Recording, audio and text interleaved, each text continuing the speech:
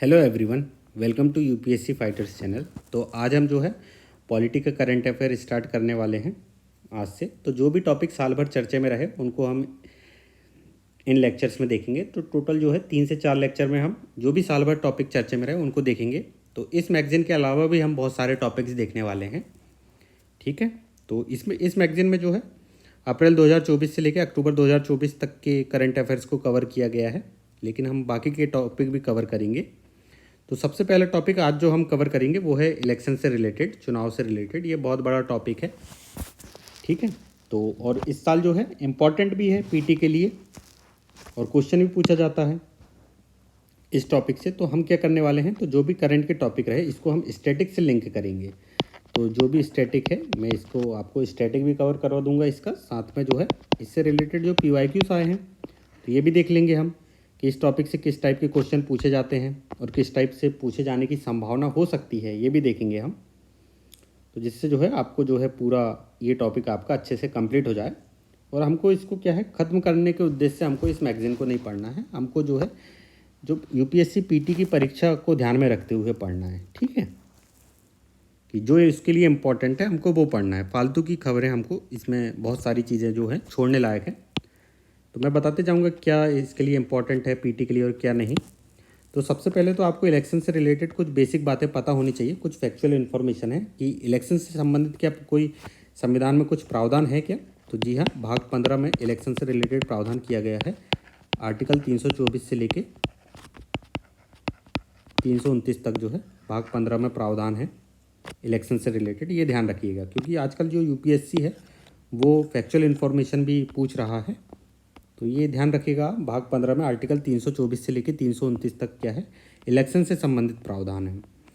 तो चलिए मैं आपको 5 से 6 मिनट में ओवरव्यू दे देता हूँ कि हम क्या पढ़ने वाले हैं, फिर हम इसका डिटेल में देखेंगे, स्टैटिक के साथ कवर करेंगे फिर आगे। तो पहला टॉपिक जो है एक साथ चुनाव वाला मुद्दा है।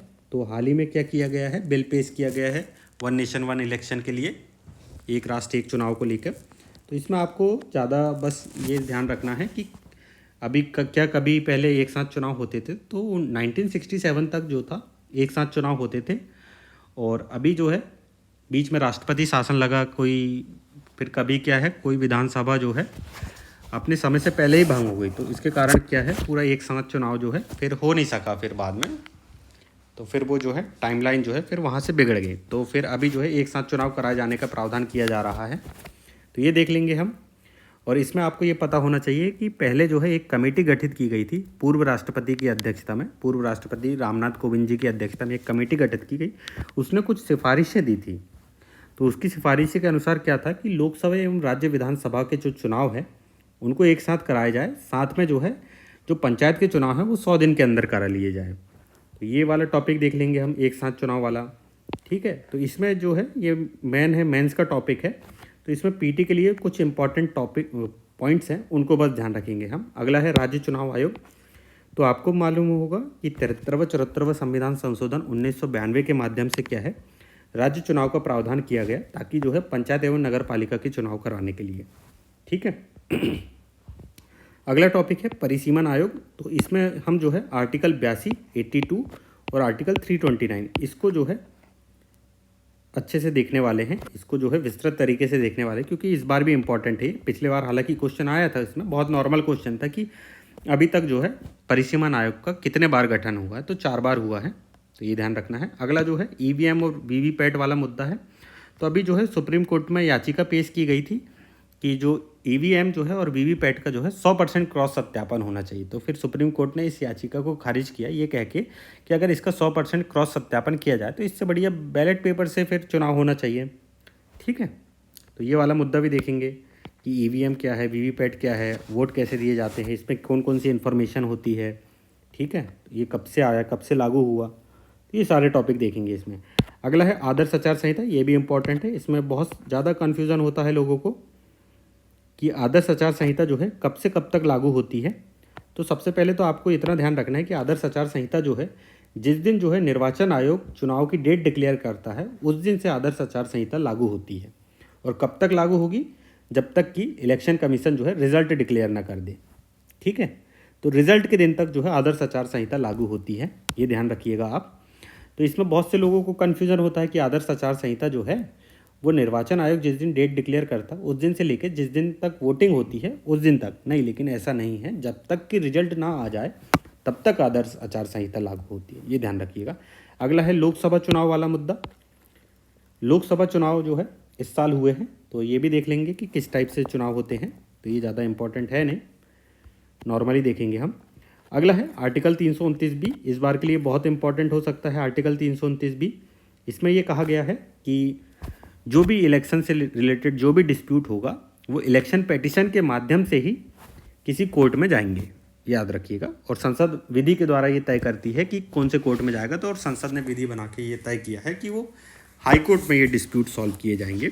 और हाई कोर्ट की जो है आरंभिक अधिकारिता है, प्रारंभिक अधिकारिता है ये, ठीक है। तो ये वाला मुद्दा देख लेंगे। अगला है चुनाव में नामांकन। तो आपको भी ये आप जब लोकसभा चुनाव हो रहे थे तो आपके पास भी ये न्यूज़ पहुंची होगी कि जो सूरत लोकसभा क्षेत्र है वहाँ से जो है बीजेपी की जो प्रत्याशी है वो निर्विरोध तरीके से जीत गए, ठीक है, क्योंकि वहाँ पर जो कांग्रेस प्रत्याशी हैं उनका नामांकन जो है खारिज कर दिया गया था।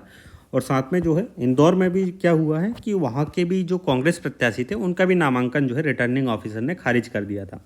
तो ये देख लेंगे कि चुनाव में नामांकन के लिए क्या क्या ज़रूरी है, रिटर्निंग ऑफिसर किन आधारों पर जो है चुनाव का नामांकन जो है खारिज कर सकता है, ठीक है। तो ये वाला टॉपिक देख लेंगे।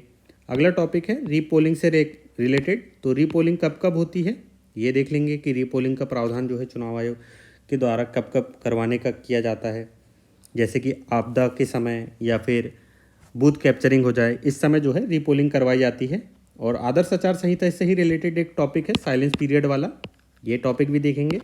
तो जिस दिन वोटिंग होती है उसके 48 घंटे पहले तक का जो पीरियड होता है उसको साइलेंस पीरियड कहा जाता है। इस पीरियड में जो है बहुत सारी जो गतिविधियां हैं उन पर प्रतिबंध होता है, देखेंगे कि कौन कौन सी गतिविधियों पर प्रतिबंध होता है। और अगला टॉपिक है एक उम्मीदवार अनेक निर्वाचन क्षेत्र। तो एक उम्मीदवार जो है कितने निर्वाचन क्षेत्रों से चुनाव लड़ सकता है, क्या इसमें कोई सीमा है, ये देखेंगे कि जो एक उम्मीदवार है वो अधिकतम जो है 2 निर्वाचन क्षेत्रों से चुनाव लड़ सकता है। जैसे कि इस बार जो है राहुल गांधी जी ने जो है एक वायनाड से और एक रायबरेली से चुनाव लड़ा था और दोनों जगह से जीते, फिर उनको वायनाड की सीट छोड़नी पड़ी। फिर उसके बाद जो है प्रियंका गांधी जो है वायनाड से चुन के लोकसभा में पहुंची। तो ये जानकारी होनी चाहिए आपको, ठीक है। तो इसमें देखेंगे हम। और अगला टॉपिक है कि होम वोटिंग वाला मुद्दा, कि इस बार जो है कुछ चेंजेस किए गए हैं कि एक भी मतदाता छूट ना पाए वोट देने से। इससे रिलेटेड जो है होम वोटिंग, जैसे कि फिजिकल हैंडीकैप्ड जो पर्सन हैं उनके लिए जो कि 40% से ज़्यादा हैं तो उनके लिए जो है होम वोटिंग का प्रावधान है।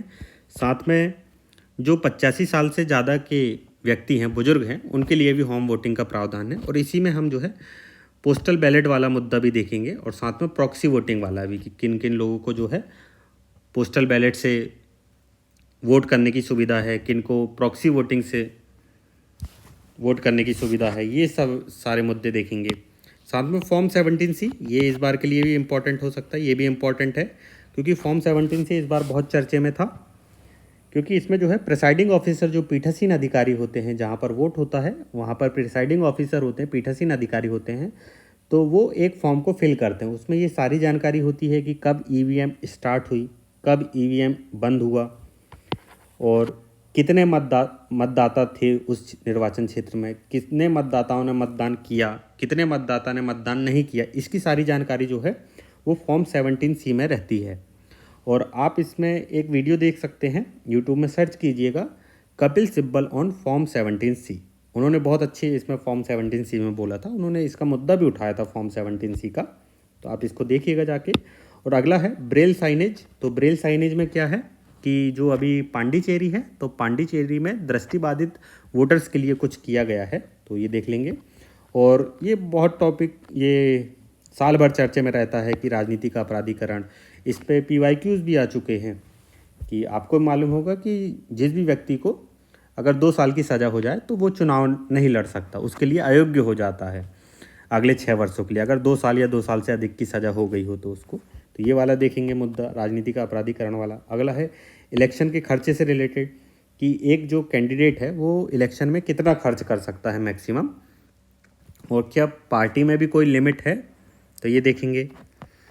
और अगला टॉपिक है नारी शक्ति वंदन अधिनियम वाला, ये टॉपिक देख लेंगे। फिर है मुख्य चुनाव आयुक्त और अन्य चुनाव आयुक्त अधिनियम, इनकी नियुक्ति से संबंधित, और राष्ट्रीय दल का दर्जा और राज्य स्तरीय दल का दर्जा कैसे दिया जाता है। तो इतने सारे टॉपिक हमको कवर करने हैं, तो मैंने आपको शॉर्ट में बता दिया है। अभी हम इनको क्या है अब डिटेल्स में कवर करेंगे स्टैटिक के साथ लिंक करके, ताकि जो है, और ये जो PYQs हैं कुछ मैंने ऐड किए हैं, बहुत सारे PYQs आए हैं इन टॉपिक से चुनाव से संबंधित, तो इसको हम आज कंप्लीट कर लेंगे। ठीक है, तो चलिए स्टार्ट करते हैं। तो पहला जो टॉपिक है वन नेशन वन इलेक्शन से रिलेटेड, तो इसमें आपको ज़्यादा नहीं रखना है, बस आपको ये ध्यान रखना है कि पूर्व राष्ट्रपति जो है रामनाथ कोविंद जी की अध्यक्षता में एक कमेटी गठित की गई थी। उसने ये सुझाव दिया था कि लोकसभा, राज्य विधानसभा और पंचायतों के चुनाव जो है एक साथ होने चाहिए, और पंचायतों के चुनाव जो है इनके 100 दिन के अंदर होने चाहिए। तो उसी से रिलेटेड ये बिल पेश किया गया है अभी। तो ये जो है PT के लिए उतना इंपॉर्टेंट खबर नहीं है, तो ये ज़्यादा आपको आर्टिकल भी इनके ध्यान नहीं रखने हैं। तो आपको केवल कितना ध्यान रखना है कि एक साथ चुनाव के बारे में, ये नीचे वाले जो 2-3 लाइनें हैं इनको ध्यान रखना है कि एक साथ चुनाव के बारे में, कि एक राष्ट्र एक चुनाव का मतलब है क्या होता है कि लोकसभा, राज्य विधानसभाओं और नगर पालिका और पंचायतों के चुनाव को एक साथ संपन्न कराए जाने से है। ऐसा होने पर किसी विशेष निर्वाचन क्षेत्र के मतदाता इन सभी चुनाव के लिए एक ही दिन मतदान कर सकेंगे। और यहाँ पर एक सबसे महत्वपूर्ण बात ये ध्यान रखनी है कि एक साथ चुनाव का आशय यह नहीं है कि संपूर्ण देश में इन सभी चुनाव के लिए एक ही दिन मतदान हो। संपूर्ण देश में एक ही दिन मतदान हो, ये तो पॉसिबल ही नहीं है ना, कि चुनाव आयोग के पास इतनी क्षमता ही नहीं है कि वो पूरा मतलब 100 करोड़ से ज़्यादा वोटर्स का एक ही दिन चुनाव करवा लें। तो ये तो ठीक है। और एक साथ चुनाव जो है वो पहले भी कभी हुए हैं कि, तो 1967 तक जो जितने भी चुनाव हुए हैं वो एक साथ चुनाव हुए थे। उसके बाद से जो है 1968 और 69 में राज्य विधानसभाओं और 1970 में लोकसभा के समय से पहले भंग होने के कारण यह चक्र बाधित हो गया था। इसका मतलब जो है 1967 तक जो है एक साथ चुनाव हुआ करते थे। उसके बाद जो है समय से पहले भंग होने के कारण राज्य विधानसभाओं को कहीं पर राष्ट्रपति शासन लगने के कारण, ठीक है, तो इसके कारण जो है ये चक्र बाधित हो गया। तो बस आपको इसमें इतनी इन्फॉर्मेशन रखनी है, बस इससे ज़्यादा आपको इसमें ध्यान नहीं देना है। और बाकी जो है इसमें अगर कुछ क्वेश्चन पूछा गया तो एक साथ चुनाव के क्या लाभ हो सकते हैं, इस टाइप से कुछ क्वेश्चन आएगा, या फिर क्या हानियाँ हैं, ठीक है ना, इस टाइप के क्वेश्चन आ सकते हैं। अगला जो टॉपिक है वो राज्य चुनाव आयोग से रिलेटेड है। तो राज्य चुनाव आयोग में न्यूज़ क्या है कि भारत की नियंत्रक लेखा परीक्षक की कर्नाटक लेखा परीक्षा रिपोर्ट में कहा गया है कि राज्य चुनाव आयोग का कमज़ोर होना स्थानीय सरकार के चुनाव में देरी का एक प्रमुख कारण। तो ये हमको कुछ ज़्यादा वो नहीं है। तो हमको ये मालूम होना चाहिए कि जो लेखा परीक्षण है इसके लिए राज्य एवं केंद्र का जो लेखा परीक्षण है दोनों के लिए CAG ही काम करता है। राज्य के लिए अलग से कोई लेखा परीक्षण के लिए कोई काम नहीं करता है, CAG ही दोनों का लेखा परीक्षण करता है। तो ये ध्यान रखिएगा। और साथ में जो है CAG जो है दोनों की रिपोर्ट प्रस्तुत करता है। तो राज्य की रिपोर्ट राज्यपाल के पास देता है और जो केंद्र की रिपोर्ट है वो राष्ट्रपति के पास, और राष्ट्रपति फिर दोनों सदनों में प्रस्तुत करवाते हैं फिर उसको।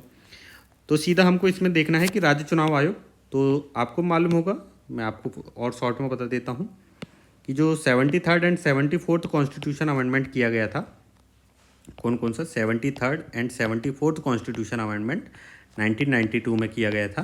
तो इसमें क्या है कि 73rd जो है वो पंचायतों के लिए किया गया था, और 74th जो है वो नगर पालिकाओं के लिए, ठीक है ना, किसके लिए, नगर पालिका के लिए किया गया था। और पंचायत में जो है इसमें इसके लिए जो है भाग 9 में प्रावधान है, और नगर पालिका में के लिए भाग 9A में प्रावधान है। और साथ में जो है पंचायतों के लिए अनुसूची 11 जोड़ी गई, कौन सी, जो अनुसूची 11, और नगर पालिका के लिए अनुसूची 12, ये 2 अनुसूचियाँ जोड़ी गई। अनुसूची 11 में कितने विषय दिए गए, 29 विषय, और अनुसूची 12 में 18 विषय दिए गए। और इन दोनों के चुनाव के लिए एक संस्था काम करेगी, वो है राज्य चुनाव आयोग।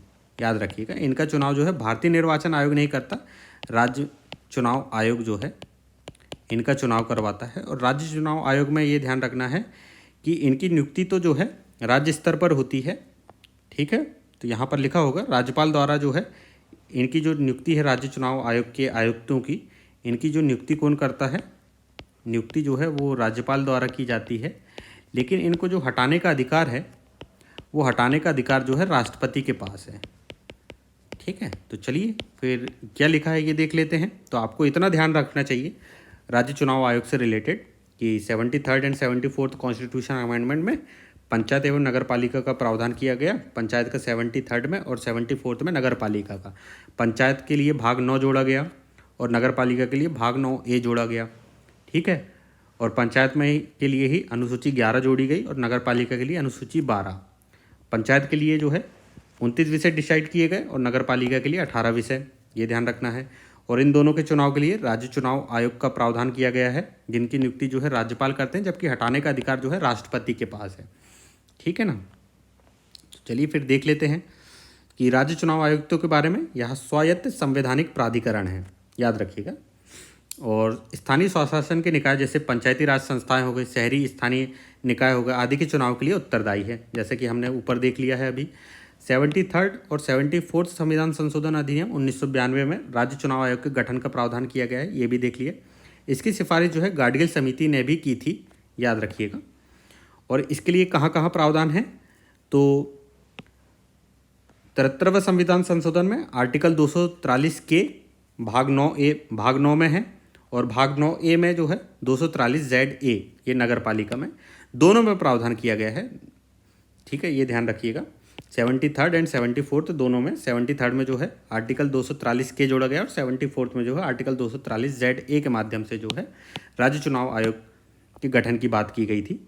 तो इसमें क्या लिखा है, पंचायत और नगर पालिका के चुनाव हेतु मतदाता सूची तैयार करना और सभी चुनाव के संचालन, पर्यवेक्षण, निर्देशन और नियंत्रण की शक्ति जो है राज्य निर्वाचन आयोग में निहित होगी। बस ये ध्यान रखिएगा आप कि आर्टिकल 243 के और आर्टिकल 243ZA में राज्य निर्वाचन आयोग का प्रावधान किया गया है नगर पालिका और पंचायतों के निर्वाचन के लिए। अब आगे क्या लिखा है इसमें, राज्य निर्वाचन जो आयुक्त हैं कि सेवा शर्तें और पदावधि कौन निर्धारित करता है, राज्यपाल द्वारा निर्धारित की जाती है। और राज्य निर्वाचन आयुक्त को केवल राज्य उच्च न्यायालय के न्यायाधीश को हटाने के लिए निर्धारित प्रक्रिया के आधार पर ही पद से हटाया जा सकता है, उसे केवल राष्ट्रपति द्वारा ही पद से हटाया जा सकता है, याद रखिएगा। तो इसका ध्यान रखिएगा। एक होता है एक राज्य निर्वाचन आयुक्त, ठीक है, एक राज्य निर्वाचन आयुक्त है, और साथ में जो है MPPSC आयोग के जो अध्यक्ष हैं, MPPSC नहीं बोलना चाहिए, जो भी स्टेट PSC आया है, स्टेट PSC के जो आयोग के अध्यक्ष हैं, इनके अध्यक्ष जो है नियुक्त तो भले इनको राज्यपाल करते हैं, लेकिन इनको जो है हटाने का जो अधिकार है वो राष्ट्रपति के पास ही है। ठीक है, और राष्ट्रपति किन आधारों पर हटाते हैं इनको, जैसा कि ये लिखा है कि जैसा कि राज्य के उच्च न्यायालय के न्यायाधीश को हटाया जाता है, तो ये ध्यान रखिएगा। और राज्य चुनाव आयोग के कार्य क्या हैं कि न्यायोचित प्रतिनिधित्व सुनिश्चित कर, स्थानीय निकाय चुनाव हेतु निर्वाचन क्षेत्रों का परिसीमन करना, मतदाता सूची की तैयारी और संशोधन करना, कुछ अनुसूचित जातियों और अनुसूचित जनजातियों और अन्य पिछड़ा वर्गों के लिए सीटों को आरक्षित करना। ठीक है ना। स्थानीय निकाय चुनाव संचालन संबंधी राज्यपाल को सलाह देना। तो ये वाले टॉपिक हो गए। तो ये तो नॉर्मल है, तो इनको आप देख लीजिएगा एक बार। ठीक है, तो एक बार आप खुद से भी पढ़िएगा इनको और अपने स्टैटिक से लिंक करिएगा इनको। चलिए फिर और आगे बढ़ते हैं। अगला है परिसीमन आयोग। परिसीमन आयोग बहुत ही इंपॉर्टेंट है। तो इसमें क्या है, अभी जो है सुप्रीम कोर्ट ने हाल ही में किशोर चंद्र छगनलाल राठौर मामले में ये फैसला सुनाया है कि निर्णय दिया है कि परिसीमन आयोग के किसी भी आदेश के स्पष्ट रूप से मनमाने होने और संवैधानिक मूल्यों के अनुरूप नहीं होने पर संवैधानिक न्यायालय को उन आदेशों की समीक्षा करने का अधिकार है। तो ये क्या कहता है, इसके पहले हमको परिसीमन आयोग क्या है पहले ये पता होना चाहिए। ठीक है, तो सबसे पहले हम जो है आर्टिकल 82 देखते हैं और आर्टिकल 329। तो इसके लिए सबसे पहले ये दो आर्टिकल हमको देखना जरूरी है। तो सबसे पहले तो आप आर्टिकल 82 देखिए, इसमें क्या कहा गया है। तो मैं आपको शॉर्ट में बताता हूँ कि इसमें क्या क्या है। प्रत्येक जनगणना के पश्चात पुनः समायोजन मतलब रीएडजस्टमेंट, मतलब कि जो निर्वाचन क्षेत्र है उनकी बाउंड्री को तय करने के लिए। ठीक है, तो यहाँ पर लिखा है प्रत्येक जनगणना की समाप्ति पर राज्यों को लोकसभा में स्थानों के आवंटन और प्रत्येक राज्य के प्रादेशिक निर्वाचन क्षेत्रों में विभाजन का ऐसे प्राधिकारी द्वारा ऐसी रीति से पुनः समायोजन किया जाएगा जो संसद विधि द्वारा अवधारित करे। यहाँ पर कुछ शब्द इंपॉर्टेंट है, वो याद रखिएगा। सबसे पहला शब्द है संसद विधि द्वारा। ठीक है, संसद विधि द्वारा क्या करेगी कि राज्यों को लोकसभा में स्थानों का आवंटन, मतलब कि सीटों की संख्या समझ लीजिए एक प्रकार से आप, सीटों की संख्या। ठीक है, सीटों की संख्या के लिए और प्रत्येक राज्य के प्रादेशिक निर्वाचन क्षेत्रों में विभाजन। और मतलब ये समझ लिए निर्वाचन क्षेत्रों का जो बाउंड्री का तय करना है, इसके लिए क्या है, संसद विधि द्वारा जो है एक प्राधिकारी द्वारा या फिर ऐसी रीति से जो संसद विधि के द्वारा अवधारित करे, तो संसद विधि के माध्यम से जो है ऐसे किसी आयोग का गठन करेगी। ठीक है। और इसमें साथ में आगे क्या लिखा है कि पुनः समायोजन से लोकसभा में प्रतिनिधित्व पर तब तक कोई प्रभाव नहीं पड़ेगा जब तक उस समय विद्यमान लोकसभा का विघटन नहीं हो जाता। तो जब भी ये बाउंड्री चेंज होगी, सीटों की संख्या चेंज होगी, तो ये कब लागू होगा, जो वर्तमान जो लोकसभा के समय अगर ये सब चेंजेस हुआ तो वर्तमान लोकसभा में कोई असर नहीं पड़ेगा। जब इसका विघटन हो जाएगा तो आने वाली जो लोकसभा है उसमें इसका असर पड़ेगा, आने वाली जो विधानसभा है उसमें असर पड़ेगा। ठीक है। और फिर आगे क्या लिखा है, और ये जो है संयोजन, जो पुनः समायोजन है, कब प्रभावी होगा, प्रभावी कब होगा, ये भी ध्यान रखना। प्रभावी तब होगा जब राष्ट्रपति जो है आदेश द्वारा इसको निर्धारित करे। ठीक है। तो यहाँ पर कंफ्यूज बिल्कुल नहीं होना है, क्योंकि सीटों की संख्या और बाउंड्री को चेंज करने के लिए कि जो भी आयोग गठित होगा उसका गठन कौन करेगा, संसद विधि के माध्यम से करेगी। ठीक है। लेकिन जब भी वो आयोग कोई डिसीजन दे देगा, जब भी सीटों की संख्या और बाउंड्री का निश्चय कर देगा, तब जो है वो सिचुएशन कब लागू होगी, वो जब राष्ट्रपति जो है आदेश के द्वारा उसको लागू करेगा। ये ध्यान रखिएगा। ठीक है। आगे क्या लिखा है कि राज्यों, आगे लिखा है कि परंतु यह और भी कि जब तक सन 2026 के पश्चात की गई पहली जनगणना के सुसंगत आंकड़े प्रकाशित नहीं हो जाते, तब तक जो है राज्यों को लोकसभा में 1971 की जनगणना के आधार पर पुनः समायोजित स्थानों के आवंटन का, मतलब जो अभी जो है कि जो राज्य विधानसभा की सीट हो चाहे लोकसभा की सीट हो, वो किसके आधार पर तय है, 1971 की जनसंख्या के आधार पर। ठीक है। और जो बाउंड्री जो है, जो कॉन्स्टिट्यूएंसी है, ये बाउंड्री जो तय की गई है वो 2001 की जनसंख्या के हिसाब से।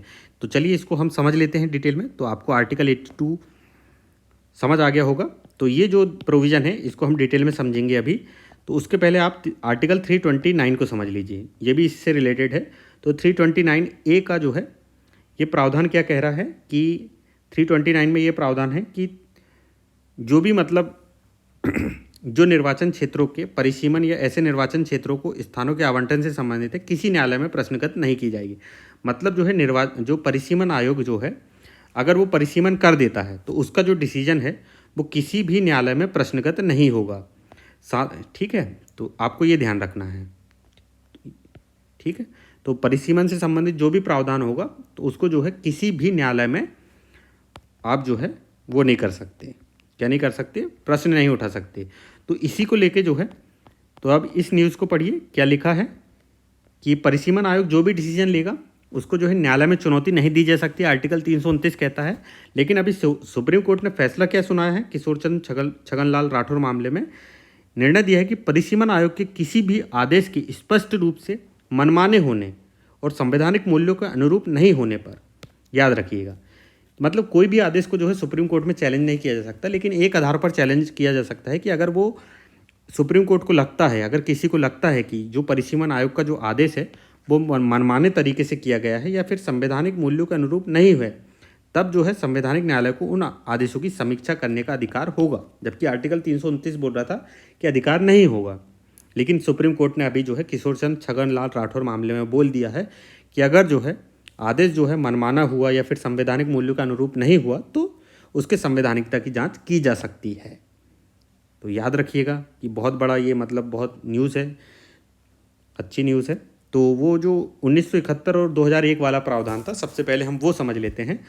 तो अभी हमारे यहाँ जो जनसंख्या होती है, हर 10 साल में जनसंख्या होती है। हालांकि अभी 2021 की जनसंख्या नहीं हुई है, उसके आंकड़े प्रकाशित नहीं हुए हैं, तो उस मुद्दे में हम नहीं जाते हैं, तो सीधा हम परिसीमन आयोग वाले में रहते हैं। तो आपको मालूम होगा कि 1951, 61, 71 ऐसे जनसंख्या हर 10 साल में होती है। और परिसीमन आयोग कब कब गठित किया गया है, सबसे पहले तो 1951 की जनसंख्या हुई, इसके आधार पर जो है 1952 में परिसीमन आयोग का गठन किया गया। इस समय जो है टोटल नंबर ऑफ सीट्स भी बढ़ी, मतलब बोला गया था ना कि मतलब राज्य की विधानसभा की संख्या और लोकसभा की संख्या के लिए जो है आयोग का गठन किया जाएगा, साथ में बाउंड्री के लिए, दो चीज़ों के लिए, सीटों की संख्या बढ़ाने के लिए, साथ में बाउंड्री तय करने के लिए जो है आयोग का गठन किया जाएगा।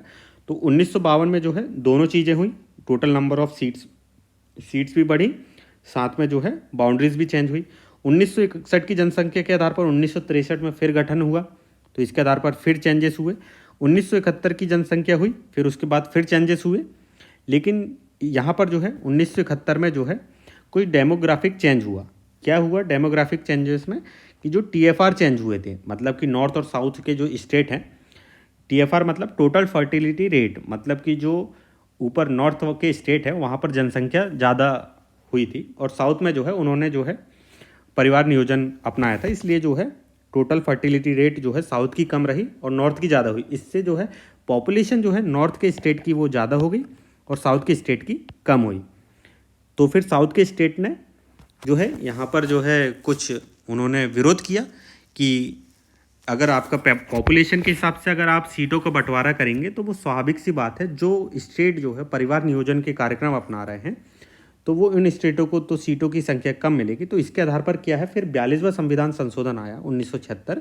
इसके माध्यम से ये प्रावधान किया कि अभी तक जो है 3 बार चेंजेस हो गए थे कि जो है 1971 की जनसंख्या के आधार पर जो है सीटों की संख्या और बाउंड्री चेंज होना था, तो ये तो हो गया था। तो सीटों की संख्या में फिर विरोध दर्ज किया साउथ के स्टेट ने कि सीटों की संख्या तो नॉर्थ को, स्वाभाविक सी बात है, नॉर्थ ने परिवार नियोजन नहीं किया, पॉपुलेशन बढ़ी तो उनको सीटों की संख्या ज़्यादा मिलेगी। तो फिर उसके आधार पर क्या है, संसद ने फिर विरोध के आधार पर जो है संसद ने 42वां संविधान संशोधन किया। इसके माध्यम से जो है ये प्रावधान किया गया कि टोटल नंबर ऑफ सीट जो है वो सन 2000 तक नहीं बढ़ाई जाएगी, साथ ही जो है बाउंड्री में भी कोई चेंजेस नहीं किया जाएगा सन 2000 तक। फिर 2001 में जनसंख्या हुई, ठीक है। 42वां संविधान संशोधन तो सन 2000 तक की बात कर रहा था कि टोटल नंबर ऑफ सीट भी नहीं बढ़ाई जाएगी, ना ही बाउंड्री चेंज की जाएगी।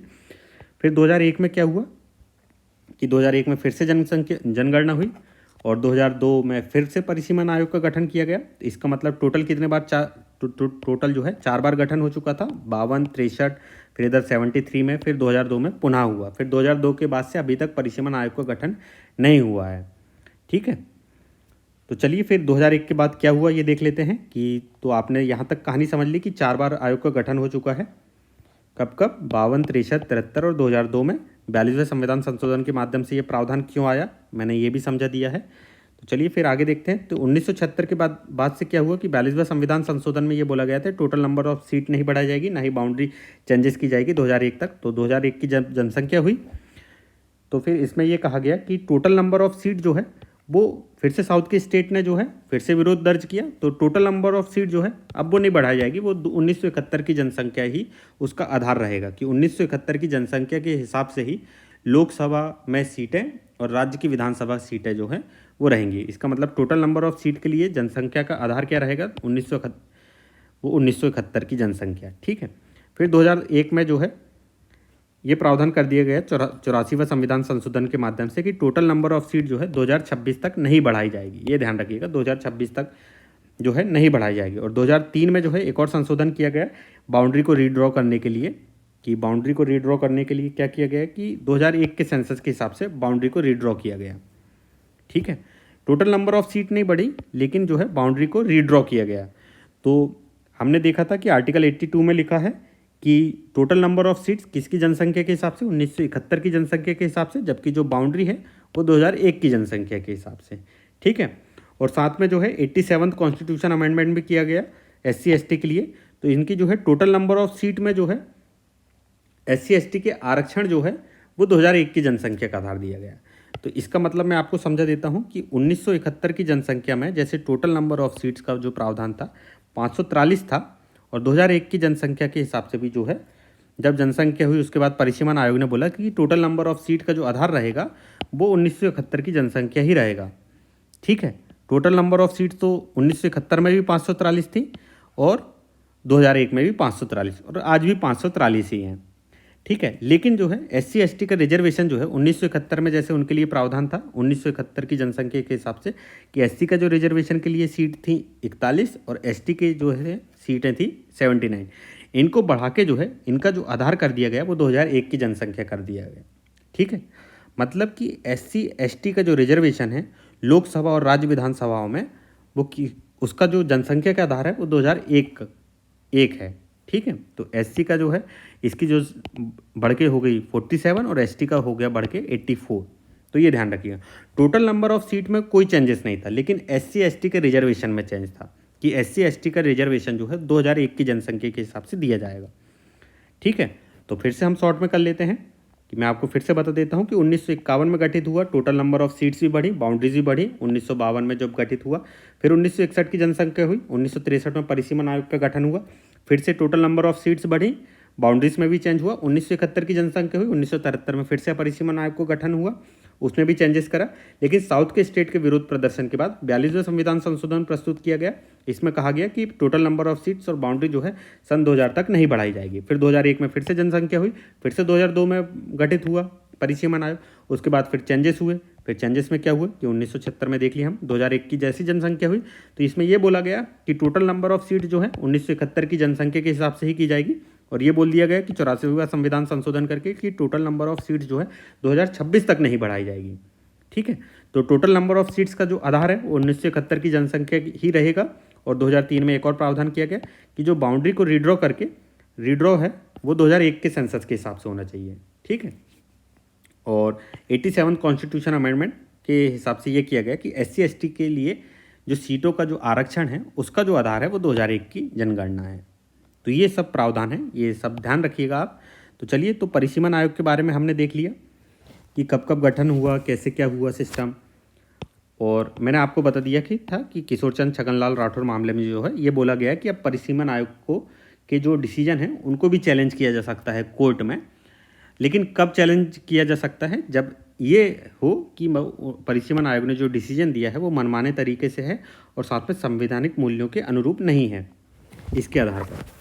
ठीक है, तो परिसीमन आयोग के बारे में ये वही बातें हैं कि लोकसभा और राज्य विधानसभा की सीटों की संख्या, प्रादेशिक निर्वाचन क्षेत्र की भौगोलिक सीमाएं, तो ये पढ़ लीजिएगा। मैंने आपको मैंने आपको विस्तृत जानकारी दे दी है इसकी, इसमें वही लिखा है।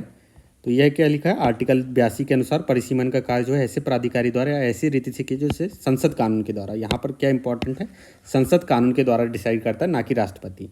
ठीक है, राष्ट्रपति क्या करेगा, इनके आदेश को लागू करेगा।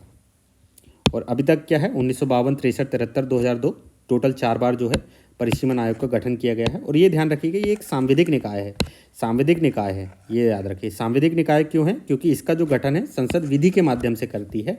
तो सांविधिक निकाय वो होते हैं जिनका जो गठन होता है वो विधि के माध्यम से होता है। तो इसका जो गठन है वो संसद के कानून के माध्यम से करती है, इसलिए ये जो है सांविधिक निकाय है।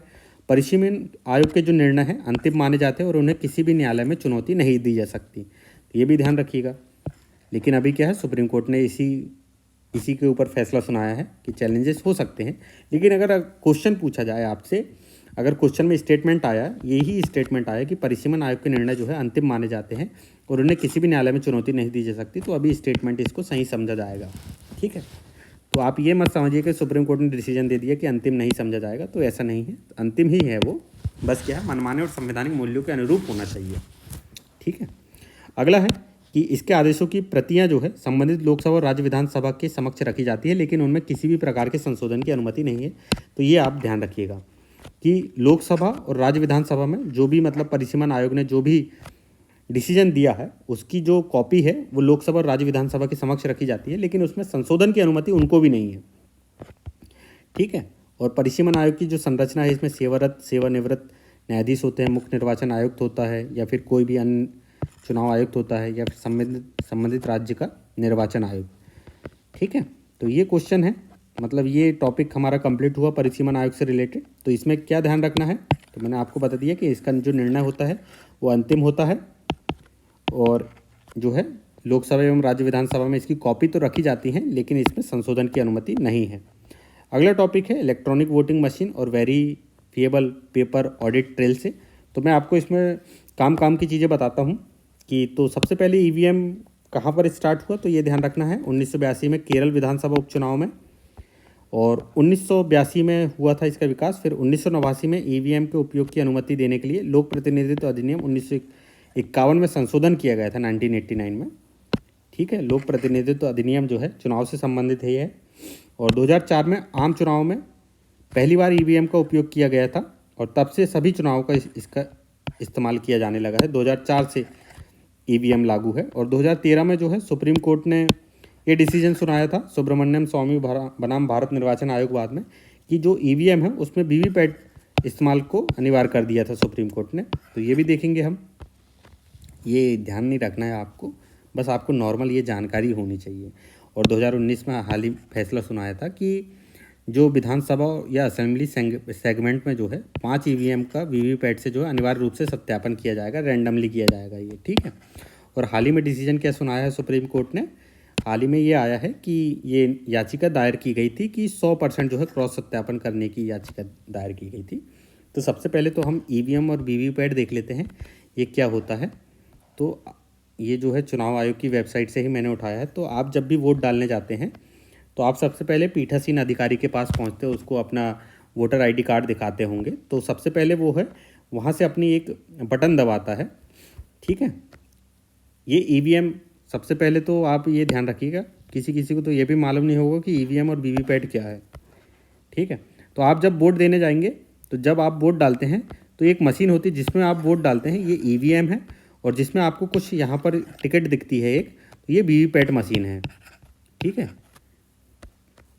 तो ठीक है, तो ये ध्यान रखिएगा, जिसमें आप वोट देते हैं ये ईवीएम है, इलेक्ट्रॉनिक वोटिंग मशीन, जिसमें आप वोट देते हैं। और वीवीपैट जो है इसमें आपको एक पर्ची दिखेगी, इस पर्ची की भी इस बार जो है इम्पोर्टेंस है। तो इसमें देखेंगे कि कौन कौन सी जानकारी होती है। तो सबसे पहले तो क्या है, तो आप जैसे पीठासीन अधिकारी के पास जाएंगे तो उसके पास एक मशीन होती है, तो वो उसमें बटन दबाता है ताकि जो है, और वो अगर एक बार दबाया है तो आप ईवीएम में जाके भले ही आप 10 बार बटन दबाएं लेकिन वोट एक ही पड़ेगा, ठीक है। तो पहला स्टेप ये है। दूसरा है आप जाके ईवीएम में अपना वोट दे के आएंगे और एक बार में एक ही वोट दे सकते हैं, इससे ज़्यादा नहीं दे सकते। तीसरा स्टेप है कि आपको जो है एक लाइट जलेगी कि आपने वोट दिया है कि नहीं दिया। और चौथा जो है, आप जो वीवीपैट मशीन में आपने जिसको भी वोट दिया है उसकी कुछ जानकारी यहाँ पर रहती हैं। तो यहाँ पर जो है, यहाँ पर उससे संबंधित 3 जानकारियाँ होती हैं, ये ध्यान रखिएगा। जो वीवीपैट मशीन है इसमें जो है 3 जानकारियाँ होती हैं। एक तो जो है, एक है इलेक्शन सिंबल रहता है कि आपने किसको वोट दिया है, उसका इलेक्शन का सिंबल आपको जो भी मिला होगा, मतलब जो भी जिसमें वोट दिया है, जैसे आपने कांग्रेस का वोट दिया है तो आपको वो पंजा दिखेगा। और फिर कैंडिडेट का नेम दिया रहता है, कैंडिडेट का नेम दिया रहता है। और तीसरा है सीरियल नंबर। तो इतनी इन्फॉर्मेशन आपको, 3 ही इन्फॉर्मेशन दी रहती है इस वीवीपैट में। इस जो यहाँ पर जो आपको टिकट दिखेगी, एक पर्ची दिखेगी आपको, तो उसमें ये 3 इन्फॉर्मेशन है। तो इसमें जो है कैंडिडेट की जो फ़ोटो है वो नहीं दिखती है, ना ही पार्टी का नाम लिखा रहता है किसी पार्टी का, ठीक है।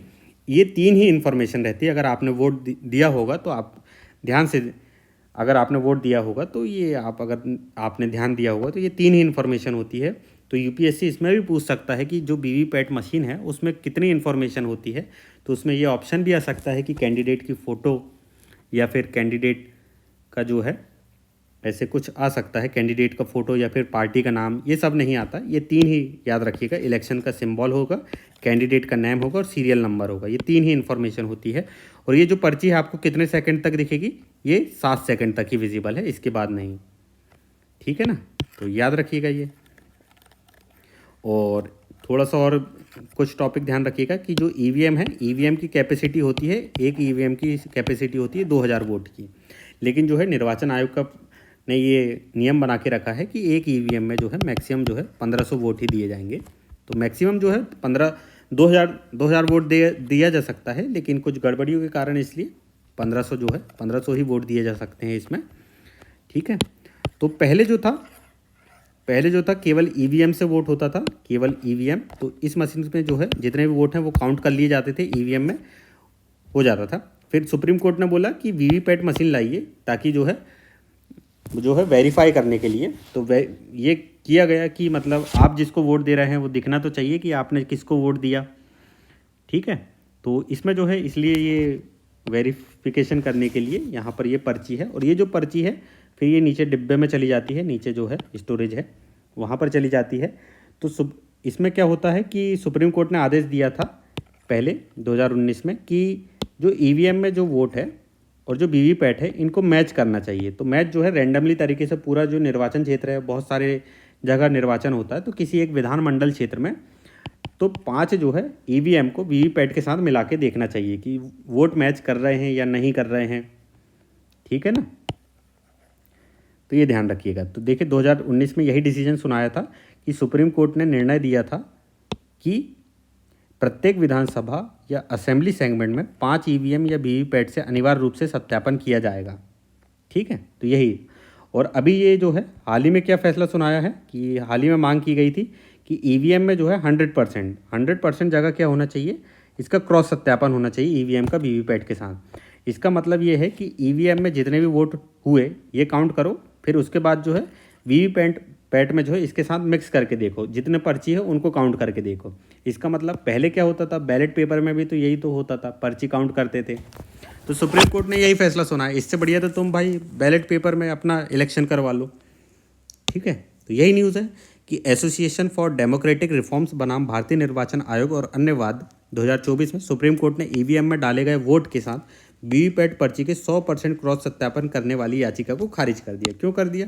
क्योंकि भाई ये इससे बढ़िया तो तुम बैलेट पेपर में ही करवा लो ना, फिर 100% जो है इसका क्रॉस सत्यापन करवाने की ज़रूरत ही क्यों है, इतना जटिल प्रक्रिया ही करनी क्यों है। ठीक है, इसलिए खारिज कर दिया कि भाई वो रेंडमली तरीके से जो है 5 ईवीएम ही रहने दो, 5 ईवीएम को जो है रेंडमली तरीके से वीवीपैट से जो है अनिवार्य रूप से क्रॉस सत्यापन कर लो 5 का, 100% करने की ज़रूरत नहीं है। ऐसे में टाइम और संसाधन बहुत सारे खर्च होते हैं। ठीक है, तो ईवीएम वीवीपैट के बारे में ये वही लिखा है कि किसने बनाया ये तो इम्पोर्टेंट नहीं है। ठीक है,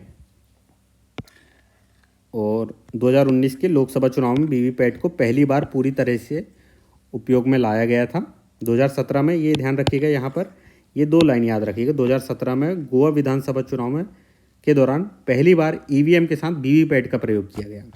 ठीक है, ईवीएम के साथ वीवीपैट का प्रयोग पहली बार कब हुआ? क्रॉस सत्यापन के लिए 2017 में। ठीक है, लेकिन सभी का नहीं होता था, केवल आप जो है जो मतलब वोटर था, वोटर जो है केवल वीवीपैट में ये देख सकता था कि वो किसको वोट दे रहा है। जब सवाल उठने लगे कि उसका जो वोट सही जगह जा रहा है कि नहीं जा रहा है, फिर सुप्रीम कोर्ट ने डिसीजन सुनाया कि रेंडमली तरीके से 5 वीवीपैट को ईवीएम के साथ मैच करके देख लो हर विधानसभा क्षेत्र से। फिर 2019 में जो है लोकसभा चुनाव में वीवीपैट को पहली बार पूरी तरह से उपयोग में लाया गया। ठीक है, ईवीएम जो है 3 यूनिट से मिलकर बना होता है। एक होता है बैलेटिंग यूनिट, वोट डालने के लिए किया जाता है, 16 बटन मतलब जिसमें आप वोट डालेंगे। एक कंट्रोल यूनिट होता है, ये मास्टर यूनिट कहते हैं, ये मतदाता पीठासीन अधिकारी के पास होता है कि सबसे पहले जो है पीठासीन अधिकारी जो बटन दबाता है, उसके बाद आप जो है वो बैलेटिंग यूनिट मतलब जिसमें आप वोट डालते हैं ईवीएम मशीन में, तो उसमें जाके आप वोट दे सकते हैं। तो जब तक पीठासीन अधिकारी बटन नहीं दबाएगा तब तक आप वोट नहीं डाल सकते, ये भी ध्यान रखिएगा। और फिर है वीवीपैट। तो वीवीपैट में क्या होता है, ईवीएम का ही घटक है। यह मशीन सत्यापित करती है कि मतदाता का जो वोट है उसी उम्मीदवार को गया है जिसने उसे वोट दिया। जैसे कि हमने देख लिया उसमें, ये जो है इसमें ये जो इसमें जो पर्ची दिखाई जाती है इसमें, तो इससे जो है वोटर सत्यापित कर सकता है कि जिसको भी उसने वोट दिया है वो उसी कैंडिडेट को गया है कि नहीं गया है। उसमें क्या क्या इन्फॉर्मेशन रहती है तो मैंने आपको बता दिया, वो 3 इन्फॉर्मेशन रहती है उसमें। इसे मतदान प्रणाली में पूर्ण पारदर्शिता लाने, मतलब वीवीपैट को पूर्ण पारदर्शिता लाने और ईवीएम का उपयोग करके मतदान प्रणाली की सटीकता सुनिश्चित करके मतदाताओं का विश्वास बहाल करने के लिए लाया गया था। ईवीएम वीवीपैट के लाभ क्या हैं तो ये देख लीजिए कि इसमें जो है बैटरी पर चलता है। ये ध्यान रखिएगा, इसके लिए अलग से कोई पावर सप्लाई की ज़रूरत नहीं होती। इसका मतलब अगर वहाँ पर अगर लाइट चली गई है तो ये मतलब ईवीएम बंद नहीं होगा, याद रखिएगा, क्योंकि ये बैटरी से ही संचालित है। अवैध मत की संभावना नहीं है। और ये ध्यान रखिएगा कि प्रति मिनट जो है 4 से अधिक वोटों की अनुमति नहीं होती, मतलब 1 मिनट में मैक्सिमम जो है 4 वोट ही डाला जा सकता है। इससे जो है बूथ कैप्चरिंग पर रोक लगती है। जाके कोई भी मतलब 10 बार दबा दोगे तो नहीं जाएगा, जब तक प्रिसाइडिंग ऑफिसर एक बटन दबाएगा तभी जाके 1 वोट होगा। और 1 मिनट में जो है वो 4 ही वोट डाला जा सकता है, इससे ज़्यादा नहीं। अगला है कंट्रोल यूनिट पर क्लोज बटन दबाने के बाद मतदान की कोई संभावना नहीं रहती। मतलब जो प्रिसाइडिंग ऑफिसर है अगर वहाँ पर उन्होंने क्लोज बटन दबा दिया तो फिर वो वोट ईवीएम में डलेगा ही नहीं। ईवीएम की गलत तरीके से पूर्व प्रोग्रामिंग करने की कोई संभावना नहीं। ये सब लाभ हैं, तो ये भी अच्छे से देख लीजिएगा आप। और एमसीसी वाला मुद्दा, इसमें ज़्यादा कुछ आपको ध्यान नहीं देना है। एमसीसी मैंने आपको बता दिया कब से कब तक लागू होती है। आदर्श आचार संहिता जो है भारतीय निर्वाचन आयोग ने राजनीतिक दलों उनके प्रतिनिधियों, तो ये सब कोई काम का नहीं है पीटी के लिए। इसकी उत्पत्ति जो है एमसीसी, बस ये ध्यान रख लीजिए, 1960 में केरल के राज्य विधानसभा चुनाव में की गई थी सबसे पहला इसका प्रयोग। और इसके जो है आर्टिकल 324 जो है ये चुनाव आयोग को शक्ति देता है कि वो इलेक्शन से संबंधित जो प्रावधान है इनका कंट्रोल करने के लिए, इनका जो भी कुछ भी करने के लिए जो चुनाव आयोग के पास पावर है, तो उसी के तहत जो है एमसीसी आदर्श आचार संहिता लागू की गई, चुनाव आयोग का खुद का है ये। इसके लिए कोई अलग से विधि नहीं है, याद रखिएगा, आदर्श आचार संहिता का कोई विधिक प्रावधान नहीं है, ठीक है। और संविधान में एमसीसी के बारे में कोई ना संविधान में है, संविधान में तो कोई प्रावधान नहीं है। और किन पर लागू होती है? सभी राजनीतिक दलों पर होती है, उनके उम्मीदवारों पर, पोलिंग एजेंट्स पर, सत्तारूढ़ सरकार पर और सभी सरकारी कर्मचारियों पर लागू होती है, ठीक है। और आगे पढ़ लेते हैं कि एमसीसी लागू रहने की अवधि कब से कब तक होती है, तो ये ध्यान रखिएगा, यही इंपॉर्टेंट है, यहाँ पर कन्फ्यूजन होता है लोगों। यह चुनाव कार्यक्रम की घोषणा होने से लेके परिणाम घोषित होने की तिथि तक, याद रखिएगा, चुनाव कार्यक्रम की घोषणा होने से लेके, मतलब कि जिस दिन चुनाव आयोग जो है चुनाव कार्यक्रम की घोषणा करता है, डेट का डिक्लेरेशन करता है, उसके बाद से जब तक कि परिणाम नहीं आ जाते तब तक जो है आदर्श आचार संहिता लागू होती है। और इस अवधि को जो है सुप्रीम कोर्ट ने भी सही ठहराया, ठीक है। उल्लंघन के परिणाम क्या है? तो इस संहिता का क्या है, कोई कानूनी आधार नहीं है, साथ ही इनका उल्लंघन करने पर दंडात्मक उपायों की भी कमी है। मतलब दंडात्मक कोई दंड का प्रावधान नहीं है, कानूनी आधार नहीं है, एमसीसी को प्रभावी तरीके से लागू करने में समस्या भी आती है। बहुत जगह कई बार तो उल्लंघन भी हो जाता है, लेकिन चुनाव आयोग ज़्यादा कुछ नहीं करता। हम इस पे ज़्यादा बहस नहीं करेंगे, ये सब मेंस के टॉपिक हैं, ठीक है। और आगे क्या लिखा है कि हालांकि कुछ प्रावधान भारतीय नागरिक संहिता और लोक प्रतिनिधित्व अधिनियम जैसे कानून में दिए गए हैं, इनके माध्यम से लागू किए जाते हैं। उदाहरण के लिए अगर कैंडिडेट जो है, जो भी चुनाव के लिए लड़ रहा है, उम्मीदवार जो है, अपने चरित्र व्यवहार के बारे में झूठ बयान प्रकाशित करने के खिलाफ जो है लोक प्रतिनिधित्व की धारा जो है 123(4) के तहत कार्रवाई की जा सकती है। ये इंपॉर्टेंट नहीं है ज़्यादा, इस पर ज़्यादा ध्यान मत दीजिए। भारतीय न्याय संहिता जो है, इसमें क्या कहा गया है कि मतदाता पहचान संबंधी जालसाजी या प्रतिरूपण एक चुनावी अपराध है। ये तो नॉर्मल है, तो इनको एक बार पढ़ लीजिएगा, बाकी ये पीटी के लिए उतना इम्पोर्टेंट है नहीं। तो आपको सबसे पहले अभी कहाँ ध्यान रखना है कि एमसीसी कब से कब तक लागू होती है। सबसे पहले 1960 में केरल के राज्य विधानसभा चुनाव में लागू की गई थी, आर्टिकल 324 का प्रयोग करके चुनाव आयोग ने खुद ने बनाया। इसका ना ही कोई कानूनी आधार है और इसका ना ही कोई दंड का प्रावधान है एमसीसी के उसमें उल्लंघन होने पर। तो इसमें जो है कुछ प्रतिबंधित गतिविधियां हैं, तो ये देख लेते हैं। तो सरकार जो है ऐसी कोई नीति, परियोजना या योजना घोषित नहीं की जा सकती मतदान व्यवहार को प्रभावित करे। सरकारी कोष से धन का उपयोग कर विज्ञापन जारी करने पर रोक लगाई जा सकती है, मतलब रोक लग जाती है। सरकारी या सार्वजनिक कार्यक्रमों में किसी भी तदर्थ नियुक्ति पर रोक लग जाती है, ठीक है। और मतदान समाप्ति के लिए, इसी को मैं कह रहा था कि ये जो है साइलेंस पीरियड है, साइलेंस पीरियड वाला जो आगे मुद्दा आने वाला, मतदान समाप्ति के लिए निर्धारित समय से पहले 48 घंटे की अवधि के दौरान सार्वजनिक बैठकें आयोजित करने पर रोक है, तो इसी को साइलेंस पीरियड कहा जाता है। चुनाव प्रचार के लिए परिवहन मशीनरी जैसे सरकारी संसाधनों के इस्तेमाल पर प्रतिबंध है। मतलब चुनाव प्रचार कर सकते हैं लेकिन सरकारी संसाधनों का प्रतिबंध होता है, ठीक है। सरकारी संसाधन आप नहीं ले जा सकते। मंत्री या उम्मीदवार विवेकाधीन निधि से कोई अनुदान या भुगतान नहीं कर सकते, तो ये सब प्रतिबंधित होता। तो आप इनको एक बार पढ़ लीजिए, तो इसके आने के चांस बहुत कम है। तो चलिए आगे देखते हैं लोकसभा चुनाव वाला मुद्दा।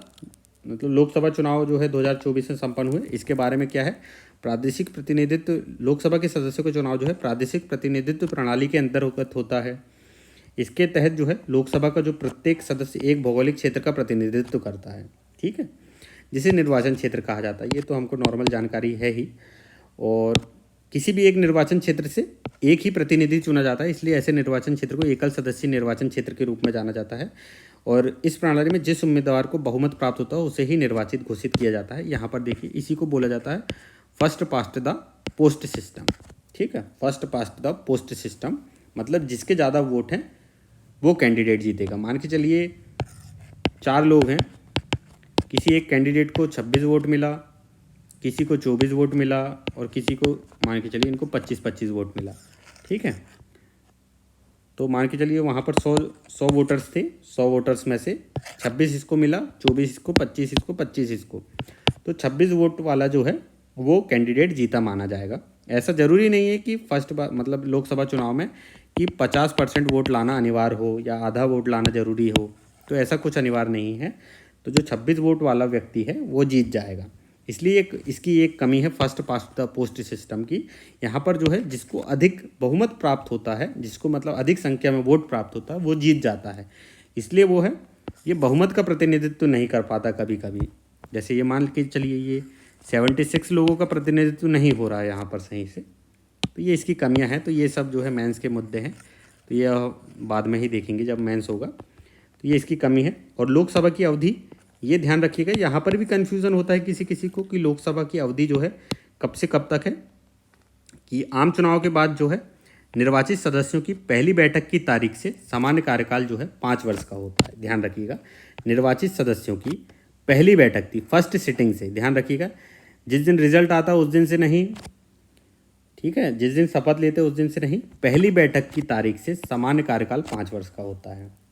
ठीक है, ये जनरली 5 वर्ष का होता है, लेकिन इसके पहले भी भंग हो सकती है। ठीक है, जब बहुमत प्राप्त नहीं रहा तो भंग हो जाएगी। इसके बाद जो है लोकसभा स्वतः ही भंग हो जाती है। याद रखिएगा, अगर 5 वर्ष का कार्यकाल पूरा नहीं कर पाई तो मतलब 5 वर्ष का कार्यकाल पूरा हो जाता है तो स्वतः ही भंग हो जाती है। इसके लिए अलग से जारी करने की ज़रूरत नहीं होती, लोकसभा जो है स्वतः ही भंग हो जाती है। ठीक है, लेकिन इसका एक एक्सेप्शन है कि जब राष्ट्रीय आपातकाल लागू हो तो एक बार में जो है इसका कार्यकाल जो है 1 वर्ष तक बढ़ाया जा सकता है। हालांकि जो राष्ट्रपति को 5 वर्ष पूर्ण होने से पहले भी जो है लोकसभा को भंग करने का अधिकार प्राप्त है और इसके अधिकार को जो है किसी भी न्यायालय में चुनौती नहीं दी जा सकती अगर राष्ट्रपति ने इसको भंग किया है तो। ये भी ध्यान रखिएगा। लोकसभा के कार्यकाल को राष्ट्रीय आपातकाल के दौरान, ये हमने देख लिया कि एक बार में जो है 1 साल तक बढ़ाया जा सकता है राष्ट्रीय आपातकाल के दौरान।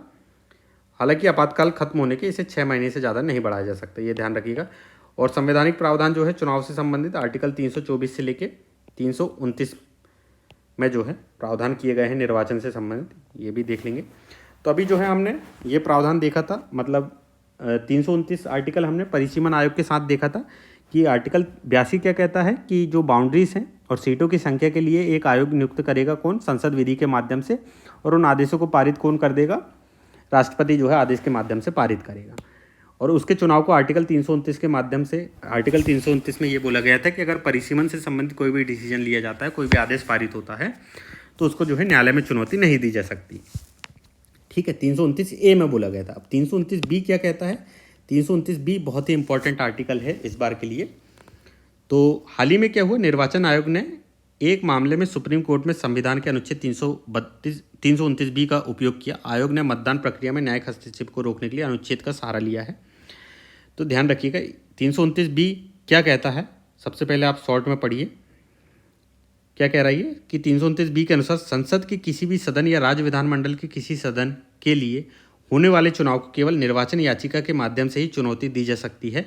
यह याचिका उसी प्राधिकरण के समक्ष उसी प्रक्रिया के अनुसार प्रस्तुत की जानी चाहिए जिसका प्रावधान समुचित विधायिका द्वारा बनाए गए कानून या उसके अधीन निर्धारित किया गया हो।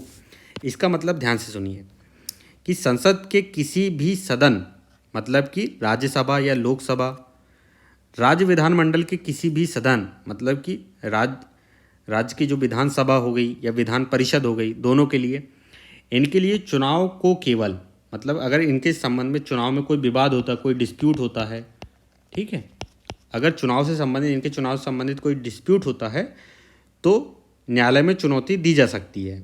ठीक है, चुनौती किसके माध्यम से दी जा सकती है? निर्वाचन याचिका के माध्यम से है। यहाँ पर ये वर्ड इंपॉर्टेंट है, निर्वाचन याचिका, मतलब कि इलेक्शन पेटिशन।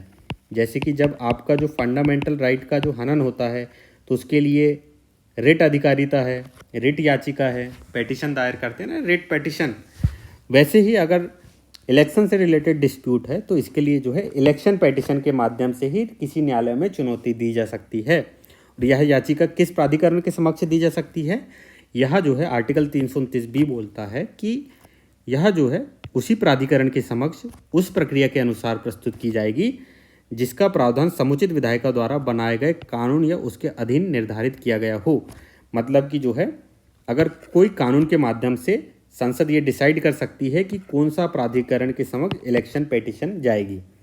फिर जो है संसद ने एक कानून बनाया जिस कानून का नाम है लोक प्रतिनिधित्व अधिनियम 1951। इसकी धारा 80 में क्या कहा गया है कि ये जो चुनाव याचिका है, इलेक्शन डिस्प्यूट से रिलेटेड जो निर्वाचन याचिका है, इसको दायर करने के लिए किसी भी चुनाव की वैधता को चुनौती या उस पर सवाल नहीं उठाया जा सकता, एक्सेप्ट कब, कि किस न्यायालय में किया जा सकता है दायर? उच्च न्यायालय में दायर की जा सकती। डायरेक्ट जो है इलेक्शन पेटिशन लेके आप उच्च न्यायालय जा सकते हैं। ठीक है, और ऐसी याचिकाओं पर उच्च न्यायालय का मूल क्षेत्राधिकार होता है, मतलब ये उच्च न्यायालय की आरंभिक क्षेत्राधिकार है, ये ध्यान रखिएगा आप। ठीक है, इतना ध्यान रखना है आपको। इससे जुड़ी अपीलें, अगर उच्च न्यायालय ने कोई डिसीजन सुना दिया, अगर आप उससे संतुष्ट नहीं हैं तो इसकी अपील कहाँ पर दायर होगी? ये सर्वोच्च न्यायालय में दायर होगी। और चुनाव याचिका किसी भी उम्मीदवार, तो ध्यान रखिएगा, तो यहाँ पर क्या लिखा है, फिर से मैं एक बार पढ़ता हूँ कि ये तो न्यायालय में चुनौती दी जा सकती है इलेक्शन पेटिशन के माध्यम से, लेकिन कब? उसी प्राधिकरण के समक्ष जो संसद कानून के माध्यम से डिसाइड करे। और साथ में ये भी लिखा है कि उस प्रक्रिया के अनुसार जो संसद ने जो है प्रक्रिया डिसाइड करी है। तो प्रक्रिया में क्या लिखा है कि जो उच्च न्यायालय जाएगा, मतलब ये इलेक्शन पेटिशन लेके डिस्प्यूट हुआ तो कौन जाएगा इलेक्शन पेटिशन लेके? या तो उस जहाँ से, मतलब जहाँ पर विवाद हुआ है वहाँ का उम्मीदवार जाएगा, या फिर वहाँ का कोई वोटर जाएगा। ठीक है। चुनाव से संबंधित किसी निर्वाचक द्वारा व्यक्तिगत रूप से दायर की जा सकती है, या चुनाव याचिका किसी भी उम्मीदवार, ठीक है, कोई भी वोटर नहीं जाए। जैसे कि मान के चलिए ये कोई विधानसभा क्षेत्र है जहाँ पर चुनाव होना है, और ये दूसरा विधानसभा क्षेत्र है, ठीक है। यहाँ कोई वोटर है, यहाँ का वोटर जो है, यहाँ का कैंडिडेट जो है वो यहाँ के भी वोटर हैं, यहाँ का भी कैंडिडेट हैं। तो मान के चलिए इस क्षेत्र में डिस्प्यूट हुआ, तो न्यायालय कौन सा है? इसी क्षेत्र के वोटर और इसी क्षेत्र के कैंडिडेट जा सकते हैं, ये वाले क्षेत्र के नहीं, ठीक है। तो ये वाला प्रक्रिया तय करी है किसने? संसद ने विधि के द्वारा। कौन से अधिनियम के द्वारा? लोक प्रतिनिधित्व अधिनियम 1951 के माध्यम से। याद रखिएगा, निर्वाचक का अर्थ जो है यहाँ पर देखिए उस व्यक्ति से है जो उस चुनाव में मतदान करने का हकदार था, जिसने चुनाव याचिका संबंधित है, ठीक है। तो आर्टिकल 329 भी आपको समझ आ गया होगा, तो मैं एक और बार शॉर्ट में बता देता हूँ अब कि आर्टिकल 329 भी ये कहता है कि जो है संसद किसी भी सदन या राज्य विधानमंडल के किसी सदन के लिए कोई भी चुनाव को लेकर अगर कोई डिस्प्यूट होता है तो वो निर्वाचन याचिका के माध्यम से ही उसको किसी न्यायालय में चुनौती दी जा सकती है। और ये निर्वाचन याचिका जो है कहाँ पर जाएगी? उसी प्राधिकरण के समक्ष रखी जाएगी और उसी प्रक्रिया के अनुसार प्रस्तुत की जाएगी जो कि विधायिका द्वारा बनाए गए किसी कानून के अधीन निर्धारित किया जाता है। फिर जो है संसद ने अधिनियम बनाया, लोक प्रतिनिधित्व अधिनियम 1951। इसमें जो है चुनाव याचिका दायर करने के लिए हाईकोर्ट को बोला गया। हाईकोर्ट में आप डायरेक्ट जा सकते हैं चुनाव याचिका लेकर, और इसकी जो है मूल क्षेत्राधिकार है, और इसकी जो अपील है सर्वोच्च न्यायालय में दायर की जा सकती है, और निर्वाचक द्वारा व्यक्तिगत रूप से दायर की जा सकती है या फिर उम्मीदवार के माध्यम से। तो ये देख लिया हमने, और उसी वोटर के माध्यम से जो उस निर्वाचक क्षेत्र से है। तो न्यूज़ क्या है? तो यहाँ पर यही बोला गया है कि निर्वाचन आयोग ने ऐसे मामले में सुप्रीम कोर्ट में संविधान के अनुच्छेद 329B का उपयोग किया। आयोग ने मतदान प्रक्रिया में न्यायिक हस्तक्षेप को रोकने के लिए इस अनुच्छेद का सहारा लिया है। इसका मतलब कोई इलेक्शन डिस्प्यूट से रिलेटेड जो है कोई सुप्रीम कोर्ट चला गया होगा, तो उसी से रिलेटेड है कि सुप्रीम कोर्ट क्यों जा रहे हो भाई? कोई ये प्रक्रिया दी गई है आपको जो है इलेक्शन पिटीशन लेके हाई कोर्ट जाना है, सुप्रीम कोर्ट नहीं। इसलिए ये सहारा लिया गया है कि आयोग ने मतदान प्रक्रिया में न्यायिक हस्तक्षेप को रोकने के लिए अनुच्छेद का सहारा लिया। फिर यहाँ पर क्या है? पोन्नुस्वामी निर्णय बनाम रिटर्निंग ऑफिसर नमक्कल निर्वाचन क्षेत्र और अन्य वाद 1952 में सुप्रीम कोर्ट ने कहा था कि भारतीय निर्वाचन आयोग द्वारा आधिकारिक तौर पर चुनाव की घोषणा कर दिए जाने के बाद कोर्ट जो है निर्वाचन प्रक्रिया में हस्तक्षेप नहीं कर सकता। ठीक है, ये ज़्यादा इम्पोर्टेंट नहीं है, तो ये मेन है आर्टिकल, आपको ध्यान रखना है ये बस। अब है चुनाव में नामांकन। तो हाल ही में जो है एक उम्मीदवार को जो है लोकसभा के लिए निर्विरोध चुन लिया गया, और वो कहाँ पर? वो सूरत लोकसभा क्षेत्र में हुआ था ऐसा, क्योंकि जो वहाँ के विरोधी उम्मीदवार का जो नामांकन पत्र है वो रिटर्निंग अधिकारी ने खारिज कर दिया था। ठीक है, चुनाव के नामांकन के बारे में देखिए। तो नामांकन किसके सामने? रिटर्निंग ऑफिसर के सामने प्रस्तुत किया जाता है। रिटर्निंग ऑफिसर आमतौर पर जो है कलेक्टर होते हैं जिले में। तो लोक प्रतिनिधित्व अधिनियम 1951 की धारा 33 के अनुसार वैध नामांकन के लिए आवश्यक शर्तें हैं। ये धारा आ रहा, आपको किसी भी धारा को आपको ध्यान नहीं रखना है, याद रखिएगा, धारा याद रखने की आपको ज़रूरत नहीं है। तो इसके लिए निर्वाचन में नामांकन दाखिल करने के लिए क्या क्या होना चाहिए? अगर जो कोई मान्यता प्राप्त राजनीतिक दल है, मतलब राज्य स्तरीय दल हो या फिर राष्ट्रीय दल हो, इसके उम्मीदवार के लिए एक प्रस्तावक होना चाहिए। कितना? एक प्रस्तावक, ओनली वन प्रस्तावक। जैसे कांग्रेस, बीजेपी, ठीक है, या अगर नेशनल पार्टी है या फिर स्टेट पार्टी है, तो इनके लिए क्या है? एक प्रस्तावक की ज़रूरत है। अगर वो निर्दलीय लड़ रहा है या फिर गैर मान्यता प्राप्त दल है, तो इसके लिए जो है कितने प्रस्तावक होने चाहिए? 10 प्रस्तावक होने चाहिए। साथ में जो है प्रस्तावक जो है उस संबंधित निर्वाचन क्षेत्र के मतदाता होने चाहिए, कि जिस क्षेत्र से आप लड़ रहे हो, जिस क्षेत्र से आप नामांकन दर्ज कर रहे हो, उससे आपका जो है मतदाता भी होना चाहिए, वही प्रस्तावक होगा। तो ये 3 प्रावधान याद ध्यान रखिएगा। और साथ में आगे क्या लिखा है कि इसमें नामांकन पत्रों की प्रस्तुति और वैध जानकारी देने संबंधित प्रावधान किए गए हैं। सुप्रीम कोर्ट ने निर्णय में के अनुसार क्या किया गया है कि चुनाव लड़ रहे उम्मीदवारों को उन मामले में निजता का अधिकार है जिनका मतदाताओं से कोई सीधा सरोकार नहीं है। मतलब कि अपने आप की जो है सारी जो है चीज़ें हैं डिस्क्लोज करना पड़ेगा, लेकिन वो चीज़ें ज़रूरी नहीं है। मतलब उसमें निजता का अधिकार है जिनका जो है मतदाताओं से कोई सरोकार नहीं है। उम्मीदवार के सार्वजनिक जीवन की भूमिका से कोई लेना देना नहीं है जिन चीज़ों में, बाकी चीज़ों को आपको डिस्क्लोज करना पड़ेगा। धारा 36 क्या कहती है? नामांकन की जांच का प्रावधान किया गया है। इसमें किसी उम्मीदवार द्वारा दिए गए विवरण में पर्याप्त खामी के आधार पर रिटर्निंग अधिकारी को उस उम्मीदवार का नामांकन खारिज करने का अधिकार दिया गया है। तो आपको क्या ध्यान रखना है कि अगर किसी का नामांकन खारिज करना है तो इसके लिए नामांकन खारिज कौन करता है? निर्वाचन मतलब रिटर्निंग अधिकारी, ना कि निर्वाचन आयोग। ठीक है, रिटर्निंग अधिकारी, आपको ये नाम ध्यान रखना है कि नामांकन खारिज कौन करता है? रिटर्निंग अधिकारी। अगला है रीपोलिंग वाला। ये बहुत छोटा ही मुद्दा है कि ईसीआई ने मणिपुर और अरुणाचल प्रदेश के विभिन्न मतदान केंद्रों पर लोकसभा आम चुनाव के लिए पुनर्मतदान कराया। इसका प्रावधान भी जो है लोक प्रतिनिधित्व अधिनियम 1951 में किया गया है। तो इसमें कुछ परिस्थितियां हैं जहां पर पुनर्मतदान की आवश्यकता होती है, जैसे कि प्राकृतिक आपदा हो जाए, हिंसा हो जाए, वोटिंग मशीनों के क्षतिग्रस्त या नष्ट हो जाए, बूथ कैप्चरिंग के कारण चुनाव रद्द कर दिया जाए, या फिर मान्यता प्राप्त राजनीतिक दल के उम्मीदवार की मृत्यु हो जाए। याद रखिएगा, मृत्यु किसकी? मान्यता प्राप्त राजनीतिक दल की। मतलब ये मान के चलिए कोई निर्दलीय लड़ रहा, अगर उसकी मृत्यु हो जाए तब रीपोलिंग नहीं होगी, लेकिन अगर कोई कांग्रेस, बीजेपी या फिर कोई भी जो है राष्ट्रीय दल या क्षेत्रीय दल का नेता है तो उसका अगर मृत्यु हो जाए तब जो वहाँ पर रीपोलिंग होगी। तो ये ध्यान रखिएगा आप। तो जनरली तो क्या है, ये आपको ध्यान रहेगा कौन कौन सा? प्राकृतिक आपदा, हिंसा, वोटिंग मशीनों के क्षतिग्रस्त या नष्ट होने के कारण, बूथ कैप्चरिंग के कारण। तो ये भूल सकते हैं आप चौथा पॉइंट, तो इसको विशेषकर ध्यान रखिएगा। मान्यता प्राप्त राजनीतिक दल के उम्मीदवार की मृत्यु के कारण, यहाँ पर जो है अगर निर्दलीय की मृत्यु हो जाए या फिर गैर मान्यता प्राप्त दल के लोगों की मृत्यु हो जाए तो उनके लिए जो है रीपोलिंग नहीं कराई जाएगी। ठीक है, तो रीपोलिंग भी होता है। तो साइलेंस पीरियड भी देख लेते हैं कि लोकसभा चुनाव के तहत राज्यों के किसी चरण मतदान दिवस के 48 घंटे पहले, मतलब कि साइलेंस पीरियड वास्तव में मतदान के दिन के कुछ समय से पहले चुनाव प्रचार पर प्रतिबंध है। ठीक है, इसमें 48 घंटे पहले से शुरू होता है। जब भी आप वोटिंग, जिस दिन भी वोटिंग शुरू होती है उसके 48 घंटे के जो पहले का समय है, जैसे मान के चलिए यहाँ पर अगर सुबह 8 बजे वोटिंग शुरू होनी है तो इसके जो 48 घंटे पहले तक का जो पीरियड है, इस पीरियड को क्या कहेंगे? Silence period. ठीक है ना। और संविधान में साइलेंस पीरियड का कोई उल्लेख नहीं है, ना ही लोक प्रतिनिधित्व अधिनियम में उल्लेख है। इसका भी उल्लेख नहीं है, लोक प्रतिनिधित्व अधिनियम में भी उल्लेख नहीं है, ये विशेषकर ध्यान रखिएगा। और साइलेंस पीरियड के दौरान जो है लोक प्रतिनिधित्व अधिनियम 1951 के तहत कुछ प्रतिबंध है, तो ये आप एक बार पढ़ लीजिएगा। किसी भी प्रकार के चुनाव प्रचार या किसी भी मनोरंजन कार्यक्रम, संगीत कार्यक्रम के माध्यम से चुनाव प्रचार प्रसार पर रोक होती है। प्रिंट या इलेक्ट्रॉनिक मीडिया का उपयोग करके प्रचार करने पर रोक होती है। एग्जिट पोल के परिणाम प्रकाशित करने पर रोक होती है। ठीक है, एग्जिट पोल भी नहीं प्रकाशित कर सकते। इलेक्ट्रॉनिक मीडिया में चुनाव संबंधित कोई ओपिनियन पोल भी प्रदर्शित पर रोक रहती है।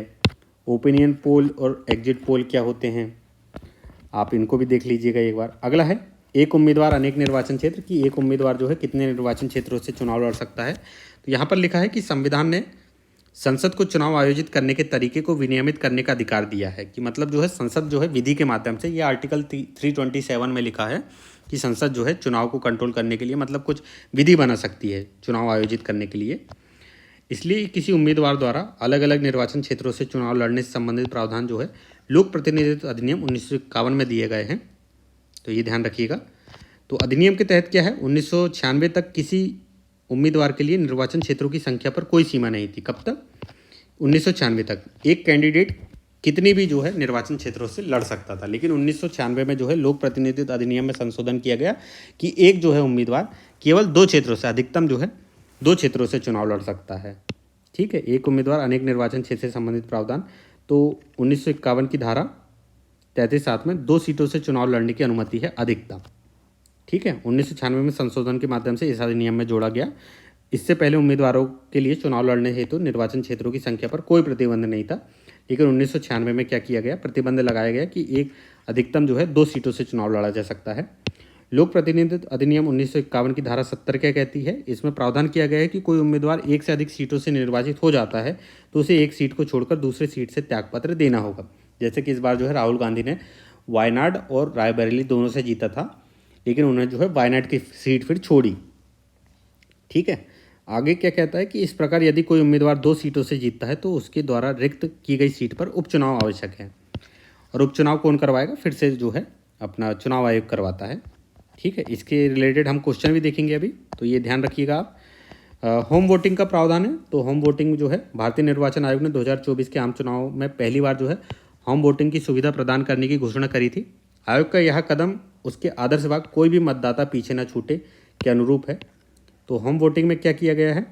कुछ चेंजेस किए गए हैं। इसमें जो है लाभार्थी कौन है होम वोटिंग का? जैसे कि 40% बेंचमार्क दिव्यांगता के तहत आने वाले दिव्यांग व्यक्ति हो गए, और दूसरा है 85 वर्ष से अधिक आयु के वरिष्ठ नागरिक।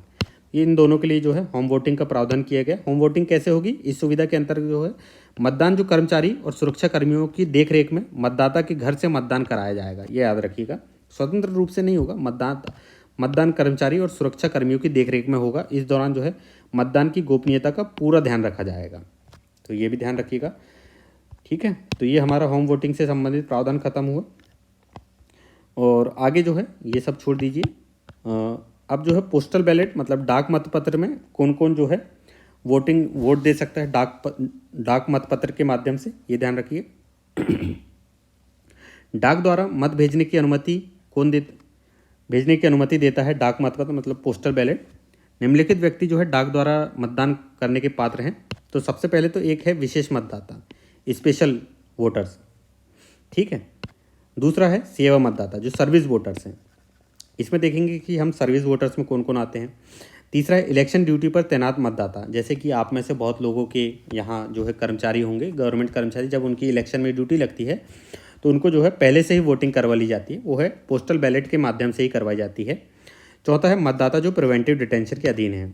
ठीक है, ये ध्यान रखिएगा, ये इससे रिलेटेड एक क्वेश्चन भी देखेंगे हम कि जो प्रिवेंटिव डिटेंशन है वो डायरेक्ट जाके वोट नहीं कर सकता, उसके लिए जो है पोस्टल बैलेट वाला है। वोट तो कर सकता है लेकिन वो है पोस्टल बैलेट से कर सकता है, वो मतलब कि आपके जैसे नहीं कि वो मतलब नॉर्मल जैसे नहीं करेगा, वो पोस्टल बैलेट के माध्यम से करेगा।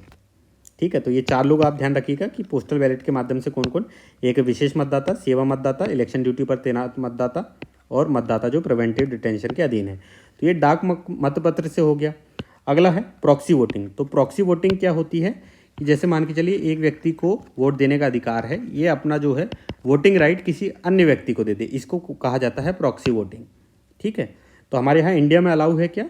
तो इंडिया में ये कुछ ही लोगों के लिए अलाउ है। किन लोगों के लिए अलाउ है? सर्विस वोटर के लिए। सर्विस वोटर, अब इसमें कौन कौन आएंगे तो हमको ये देखना है। ठीक है, तो प्रॉक्सी वोटिंग, इसके तहत पंजीकृत निर्वाचक अपने मतदान का अधिकार स्वयं द्वारा नामांकित प्रतिनिधि को सौंप सकता है, मतलब किसी दूसरे व्यक्ति को दे देता है। ठीक है, और यह सुविधा केवल सेवा मतदाता के लिए ही उपलब्ध है, हर किसी को उपलब्ध नहीं है। तो याद रखिएगा, प्रॉक्सी वोटिंग और डाक मतपत्र में कंफ्यूज नहीं होना। डाक मतपत्र जो है बहुत लोगों को उपलब्ध है, लेकिन प्रॉक्सी वोटिंग जो है सर्विस वोटर्स को बस उपलब्ध है। और सर्विस वोटर्स यानी सेवा मतदाता में कौन कौन शामिल होगा? जैसे कि सशस्त्र बलों के सदस्य हो गए, किसी राज्य की पुलिस का ऐसा सदस्य जो उस राज्य के बाहर सेवा प्रदान कर रहा है, दूसरे राज्य में सेवा प्रदान कर रहा है, उनको भी सर्विस वोटर्स में गिना जाएगा। वह व्यक्ति जो भारत सरकार के अधीन भारत से बाहर किसी पद पर कार्यरत है, जैसे विदेश में कार्यरत है, कोई IAFS अधिकारी हो गया। ठीक है, उस बल का सदस्य जिस पर सेना अधिनियम 1950 लागू है। तो ये इनको ध्यान रखिएगा, सर्विस वोटर में इनको जो है प्रॉक्सी वोटिंग का अधिकार है। फॉर्म 17C मैं आपको स्टार्टिंग में ही समझा दिया था कि पीठासीन अधिकारी जो है मतदान अधिकारियों के अलावा किसी अन्य संस्था के साथ साझा करने की अनुमति नहीं होती फॉर्म 17C को। तो फॉर्म 17C के बारे में देख लेते हैं। फॉर्म 17C जो है निर्वाचन संचालन नियम जो है इसके तहत निर्देशों से संबंधित है। इसका प्रथम भाग निम्नलिखित के बारे में क्या क्या जानकारी देता है कि एक मतदान केंद्र के लिए निर्धारित पात्र मतदाताओं की जानकारी से संबंधित है। मतदाताओं के रजिस्टर में निर्वाचकों की संख्या के बारे में जानकारी है। ऐसे मतदाता जिन्होंने अपने मतदान अधिकार का उपयोग न करने का निर्णय लिया, ऐसे मतदाता जिन्हें मत देने की अनुमति नहीं दी गई, तो सारी जानकारी रहती है। तो मैंने बताया था आपको कि कपिल सिब्बल का इसमें वो है, वो देख लीजिएगा। तो इसी फॉर्म 17C से ही संबंधित है जे। और ऐसे इसके दूसरे भाग में निम्नलिखित प्रत्याशी का नाम तथा प्रत्याशी को प्राप्त कुल मत, तो ये नॉर्मल है, तो आप इसको भी देख लीजिएगा। ब्रेल साइनेज क्या होता है? पांडिचेरी का निर्वाचन विभाग इस केंद्र शासित प्रदेश के सभी 967 मतदान केंद्रों पर EVM में अंग्रेजी और तमिल में ब्रेल साइनेज प्रदान करेगा। कौन? पांडिचेरी। इसमें कुछ नहीं है, आपको बस ये याद रखना है कि दृष्टिबाधित या दृष्टिहीन मतदाताओं को स्वतंत्र और गोपनीय रूप से मताधिकार प्रयोग करने में मदद करेगा ये। ठीक है, तो चलिए, तो ये टॉपिक तो जो है PT 365 हमने बहुत कुछ देख लिया इसमें। तो हमको सबसे पहले तो इसमें हम क्या कर लेते हैं, जो क्वेश्चन आए हुए हैं इनको एक बार देख लेते हैं और कुछ क्वेश्चन, फिर उसके बाद जो है बहुत सारे टॉपिक भी करना है हमको, अभी 3-4 टॉपिक और रह गए हैं। तो वो सबसे पहले तो ये परिसीमन आयोग वाला क्वेश्चन देख लेते हैं। तो परिसीमन आयोग के संदर्भ में क्वेश्चन जो पूछा गया है कि निम्नलिखित कथनों पर विचार कीजिए। पहला, परिसीमन आयोग के आदेश को न्यायालय में चुनौती नहीं दी जा सकती। हमने देखा था कि नहीं दी जा सकती। दूसरा है, जब परिसीमन आयोग के आदेश लोकसभा या राज्य विधानसभा के समक्ष रखे जाते हैं तो वे आदेशों में कोई संशोधन नहीं कर सकते। ये बात बिल्कुल सही है कि जब परिसीमन आयोग का जो आदेश आता है उसको लोकसभा और राज्य विधानसभा के समक्ष रखा जाता है और वो उसमें कोई संशोधन नहीं कर सकते। ठीक है, तो इसमें जो है दोनों सही हो गए। अगला क्वेश्चन है कि भारत में मतदान करने का अधिकार और चुनाव लड़ने का अधिकार के संबंध में निम्नलिखित कथनों पर विचार कीजिए। तो ये इस बार के लिए इंपॉर्टेंट हो सकता है, इसको ध्यान से देखिएगा कि राइट टू वोट और राइट टू कंटेस्ट। सबसे पहले ध्यान रखिएगा, जो राइट टू वोट है ये संवैधानिक अधिकार है आर्टिकल 326 में। ठीक है, संवैधानिक अधिकार है, किस आर्टिकल के तहत? आर्टिकल 326 के तहत राइट टू वोट जो है आपका संवैधानिक अधिकार है। तो क्या ये निरपेक्ष अधिकार है? नहीं, ये निरपेक्ष नहीं है, ये ध्यान रखिएगा।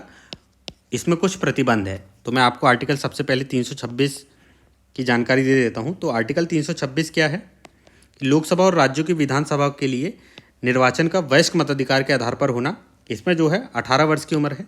तो पहले जो है 18 वर्ष तक का जो भी उम्र का जो भी व्यक्ति होगा 18 साल से ऊपर का, उसको वोटिंग राइट है। और 61वें 61st कॉन्स्टिट्यूशन अमेंडमेंट ध्यान रखना है इसमें से। इसमें 88 1988 में हुआ था। इसमें यह प्रावधान किया गया था जो मतदान की उम्र की जो सीमा है 21 वर्ष से घटाकर 18 वर्ष कर दी गई थी। ये ध्यान रखना है, आर्टिकल 326 में ही संशोधन हुआ था ये। ठीक है, तो 18 वर्ष का जो कम से कम जो है 18 वर्ष की आयु है। और इसको कब कब रोका जा सकता है? तो निरपेक्ष नहीं है, कुछ आधारों पर जो संविधान में लिखे हैं आपको जो है चुनाव में वोट डालने से रोका जा सकता है। जैसे कि अनिवास मतलब नॉन रेसिडेंस होने पर, चित्त प्रकृति मतलब अनसाउंड माइंड, आप पागल हो गए हैं, तो इसके आधार पर भी जो है आपको जो है वोट देने से रोका जा सकता है। मतलब एक तो नॉन रेसिडेंस हो गया, अनिवास हो गया, चित्तवृत्तियाँ मतलब अनसाउंड माइंड, अपराध मतलब आपने कोई क्राइम किया हो, भ्रष्ट मतलब आप करप्ट हो गए, करप्ट व्यक्ति को भी वोटिंग राइट जो है नहीं है, अवैध आचरण मतलब इलीगल प्रैक्टिस किया हो आपने, तो इन आधारों पर जो है निरस्त किया जा सकता, मतलब आपको जो है वोट देने से रोका जा सकता है। ठीक है, ऐसे किसी निर्वाचन में मतदाता के रूप में रजिस्ट्रीकृत होने का अधिकार है। मतलब इन आधारों पर आपको जो है याद रखिएगा, आपका जो है वोटिंग राइट जो है वो संवैधानिक अधिकार है, लेकिन निरपेक्ष नहीं है, सापेक्ष है। कुछ आधारों पर आपको जो है वोट देने से रोका जा सकता है। किन किन आधारों पर? Non residence, unsound mind, crime, corrupt और इलीगल प्रैक्टिस के आधार पर आपको रोका जा सकता है। तो चलिए, तो ये देख लेते हैं। तो राइट टू वोट हो गया, राइट टू कंटेस्ट हो गया। राइट टू कंटेस्ट देख लेते हैं आप। राइट टू कंटेस्ट आपका कैसा राइट है? तो ये लीगल राइट है, ध्यान रखिएगा। तो सबसे पहले देखते हैं, एक अंडर ट्रायल कैदी जो है वो मतदान नहीं कर सकता लेकिन चुनाव लड़ सकता है। ठीक है, तो ये ध्यान रखिए, ये स्टेटमेंट सही है कि एक जो विचाराधीन कैदी है वो मतदान नहीं कर सकता लेकिन चुनाव लड़ सकता है। ठीक है, तो राइट टू वोट के आधार पर जो है कोई भी अंडर ट्रायल जो प्रिजनर है उसको राइट टू वोट का अधिकार तो नहीं है, लेकिन वो क्या है, चुनाव लड़ सकता है। ये ध्यान रखिएगा, ये बहुत मतलब इसमें आप कन्फ्यूज़न हो सकता है, लेकिन ये स्टेटमेंट सही है। दूसरा है, एक व्यक्ति जो निवारक निरोध में है मतलब प्रिवेंटिव डिटेंशन में है, मतदान कर सकता है लेकिन चुनाव नहीं लड़ सकता। ऐसा नहीं है, ये मतदान भी कर सकता। और हमने अभी देखा था कब, जब हमने डाक मतपत्र पढ़ा था कि उसमें पोस्टल बैलेट में कि उसमें जो है प्रिवेंटिव डिटेंशन वाले व्यक्ति को वोट देने का अधिकार है, लेकिन इसका जो है जब अंडर ट्रायल प्रिजनर को चुनाव लड़ने का अधिकार है तो इसको भी है, क्योंकि इसने कोई क्राइम तो किया नहीं है, अभी क्राइम की खाली संभावना है, तो इसका क्या है, चुनाव भी लड़ सकता है। ये ध्यान रखिएगा, निवारक निरोध वाला व्यक्ति। तो ये मतदान तो कर ही सकता है, लेकिन ये मतदान किसके माध्यम से करेगा? पोस्टल बैलेट के माध्यम से। ये नॉर्मल वोट नहीं कर सकता, पोस्टल बैलेट के माध्यम से ही इनका वोट होगा प्रिवेंटिव डिटेंशन वाले का। तो दूसरा स्टेटमेंट गलत है। तीसरा स्टेटमेंट है, एक दोष सिद्ध व्यक्ति मतलब कन्विक्टेड पर्सन, मतलब कि जो है जिसका क्राइम जो है कन्विक्ट हो गया है, जो जमानत पर है, ना तो मतदान कर सकता है ना ही चुनाव लड़ सकता है। ऐसा नहीं है, कन्विक्टेड पर्सन जो है वो वोट तो नहीं डाल सकता और चुनाव लड़ सकता है क्या, लेकिन वो चुनाव लड़ सकता है। ये ध्यान रखिएगा। इसका मतलब इसमें केवल एक सही है। चुनाव लड़ सकता है, तो इसमें क्या है, इसमें जो है राजनीतिक अपराधीकरण हम आगे देखेंगे कि अगर जो है चुनाव लड़ने की जो है वो अयोग्यता कब खारिज की जाती है, जब किसी व्यक्ति को 2 वर्ष से अधिक की सज़ा दी जाती है। 2 वर्ष या 2 वर्ष से अधिक की सज़ा दी गई है। यहाँ इसलिए स्पष्ट प्रावधान नहीं किया गया, स्पष्ट रूप से उल्लेख नहीं है कि 2 वर्ष की सज़ा है या 2 वर्ष से कम की सज़ा है। किसी को 6 महीने की भी सज़ा होती है, ठीक है ना। इस आधार पर तो चुनाव लड़ने से रोका नहीं जा सकता ना। तो चुनाव लड़ने के लिए कब रोका जा सकता है, जब उसको 2 वर्ष से ज़्यादा की सज़ा हो, तब उसको चुनाव लड़ने से रोका जाएगा, ठीक है। तो दूसरा और तीसरा जो है गलत हो गया, इसमें केवल पहला सही है। तो इसको ध्यान से रखिएगा, ध्यान से मतलब इस क्वेश्चन को, ठीक है। तो मैं इसको मिटा देता हूँ, इसमें केवल एक सही है, पहला वाला बस। आप इसको रिपीट करके देख लीजिएगा एक बार, और इसका आप स्क्रीनशॉट भी ले सकते हैं। ये क्वेश्चन बहुत ही इंपॉर्टेंट है इस बार के लिए। अगला क्वेश्चन है, इसी से रिलेटेड है कि भारत के संविधान के अनुसार कोई भी ऐसा व्यक्ति जो मतदान के लिए योग्य है किसी राज्य के 6 माह के लिए मंत्री बनाया जा सकता है, तब भी जबकि वह उस राज्य के विधानमंडल का सदस्य नहीं है।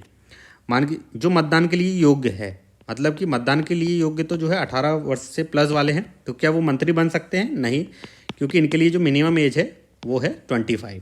तो पहला स्टेटमेंट गलत है। दूसरा है, लोक प्रतिनिधित्व अधिनियम 1951 के अनुसार कोई भी ऐसा व्यक्ति जो दंडिक अपराध के अंतर्गत दोषी पाया गया है और जिसे 5 वर्ष के लिए कारावास का दंड दिया गया है, ठीक है, 5 वर्ष के लिए दंड का कारावास दिया गया है, तो चुनाव लड़ने के लिए स्थायी तौर पर निरर्हत हो जाता है, भले ही वह कारावास से मुक्त हो चुका है।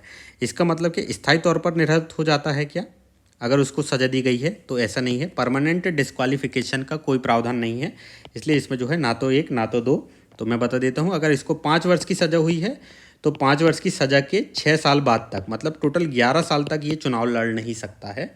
ये प्रावधान है लोक प्रतिनिधित्व अधिनियम में कि अगर आपको 2 या 2 वर्ष से अधिक की सज़ा दी गई है तो सज़ा के दिन, मतलब जो है सज़ा की अवधि प्लस 6 वर्ष, सज़ा की अवधि प्लस 6 वर्ष तक आप चुनाव लड़ नहीं सकते। अगर इसका मतलब है अगर उसको 5 वर्ष की सज़ा दी गई है तो 5 वर्ष ये जब तक वो जेल में रहेगा, प्लस 6 वर्ष एक्स्ट्रा, तब तक जो है वो चुनाव लड़ नहीं सकता, मतलब टोटल 11 वर्ष तक। क्या मतलब इसका जो है स्थायी तौर पर निरर्हत हो जाएगा क्या? नहीं, इसलिए जो है इसका आंसर जो है डी, ठीक है। और कुछ अगला क्वेश्चन देखते हैं। नारी शक्ति वंदन अधिनियम वाला अभी हमने पढ़े नहीं है, तो इसको अभी हम नहीं देखते, अभी आगे देखेंगे इसको। अगला क्वेश्चन है कि ये वाला इंपॉर्टेंट क्वेश्चन है कि भारत में कोई ऐसा कानून नहीं है जो प्रत्याशी को किसी एक लोकसभा चुनाव में 3 निर्वाचन क्षेत्रों से लड़ने से रोकता है। हमने अभी पढ़े क्या, लोक प्रतिनिधित्व आरपीए एक्ट 1951, लोक प्रतिनिधित्व अधिनियम 1951 क्या कहता है? पहले जो है इसमें जो है एक कैंडिडेट जो है कितने भी निर्वाचन क्षेत्रों से लड़ सकता था, लेकिन 1996 में इसमें संशोधन किया गया कि अधिकतम आप 2 निर्वाचन क्षेत्रों से लड़ सकते हैं। तो क्या कोई अधिनियम ऐसा नहीं है जो 3 निर्वाचन क्षेत्रों से लड़ने से रोकता है? तो ये तो स्टेटमेंट गलत है। हमारे पास लोक प्रतिनिधित्व अधिनियम 1951 है। दूसरा स्टेटमेंट है कि 1991 के लोकसभा चुनाव में श्री देवीलाल ने 3 लोकसभा निर्वाचन क्षेत्र से चुनाव लड़ा था। तो ये बात एकदम सही है, इन्होंने जो है 3 निर्वाचन क्षेत्रों से लड़ा, 3 निर्वाचन क्षेत्रों से लड़ा था। तीसरा स्टेटमेंट है, वर्तमान नियमों के अनुसार यदि कोई प्रत्याशी किसी एक लोकसभा चुनाव में कई निर्वाचन क्षेत्रों से लड़ता है तो उसकी पार्टी को उन निर्वाचन क्षेत्रों के उपचुनाव का खर्चा उठाना चाहिए जिन्हें उसने खाली किया है, बशर्ते वह सभी निर्वाचन क्षेत्रों से विजय हुआ। तो ऐसा नहीं है, निर्वाचन का खर्चा जो है चुनाव आयोग ही उठाता है, कोई कैंडिडेट नहीं उठाता। तो इसका केवल 2 सही है। हालांकि ये जो क्वेश्चन है यूपीएससी ने इसको जो है वो खारिज कर दिया था, ये क्वेश्चन अपने हटा दिया था उसने, इसके मार्क्स नहीं जुड़े थे, याद रखिएगा। इसमें केवल लेकिन दूसरा सही है, ठीक है। और अगला क्वेश्चन देख लेते हैं, which of the following statements are correct in respect of the election commission of India. तो ये भी ध्यान रखिएगा आप, ये भी आया हुआ क्वेश्चन है, ठीक है। तो पहला है, it is an autonomous legal body. क्या ये लीगल बॉडी है? लीगल नहीं, कॉन्स्टिट्यूशनल बॉडी है ये। पहला स्टेटमेंट गलत हो गया। दूसरा है, पार्ट 15 मतलब भाग 15 में Indian constitution deals with election and election commission. तो ये सही है। हमने देखा था कि जो भाग 15 है इसमें आर्टिकल 324 से लेके 329 तक जो है निर्वाचन से संबंधित प्रावधान है और आर्टिकल 324 जो है निर्वाचन आयोग से संबंधित है। तो दूसरा स्टेटमेंट सही है। तीसरा है, the election commission was established on January 25, 1950। तो ये स्टेटमेंट भी सही है, ठीक है। 25 जनवरी 1950 को ही जो हमारा निर्वाचन आयोग है इसका गठन हुआ है। और आर्टिकल 328 क्या प्रोवाइड्स करता है, bar on the interference of court in electoral matters. तो ये तो स्टेटमेंट गलत है, तो इसका जो आंसर है 2 और 3 ये सही है।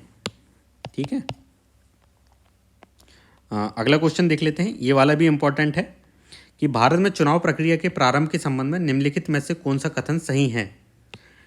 चुनाव के लिए सिफारिश मतलब रिकमेंडेशन सरकार द्वारा दी जाती है।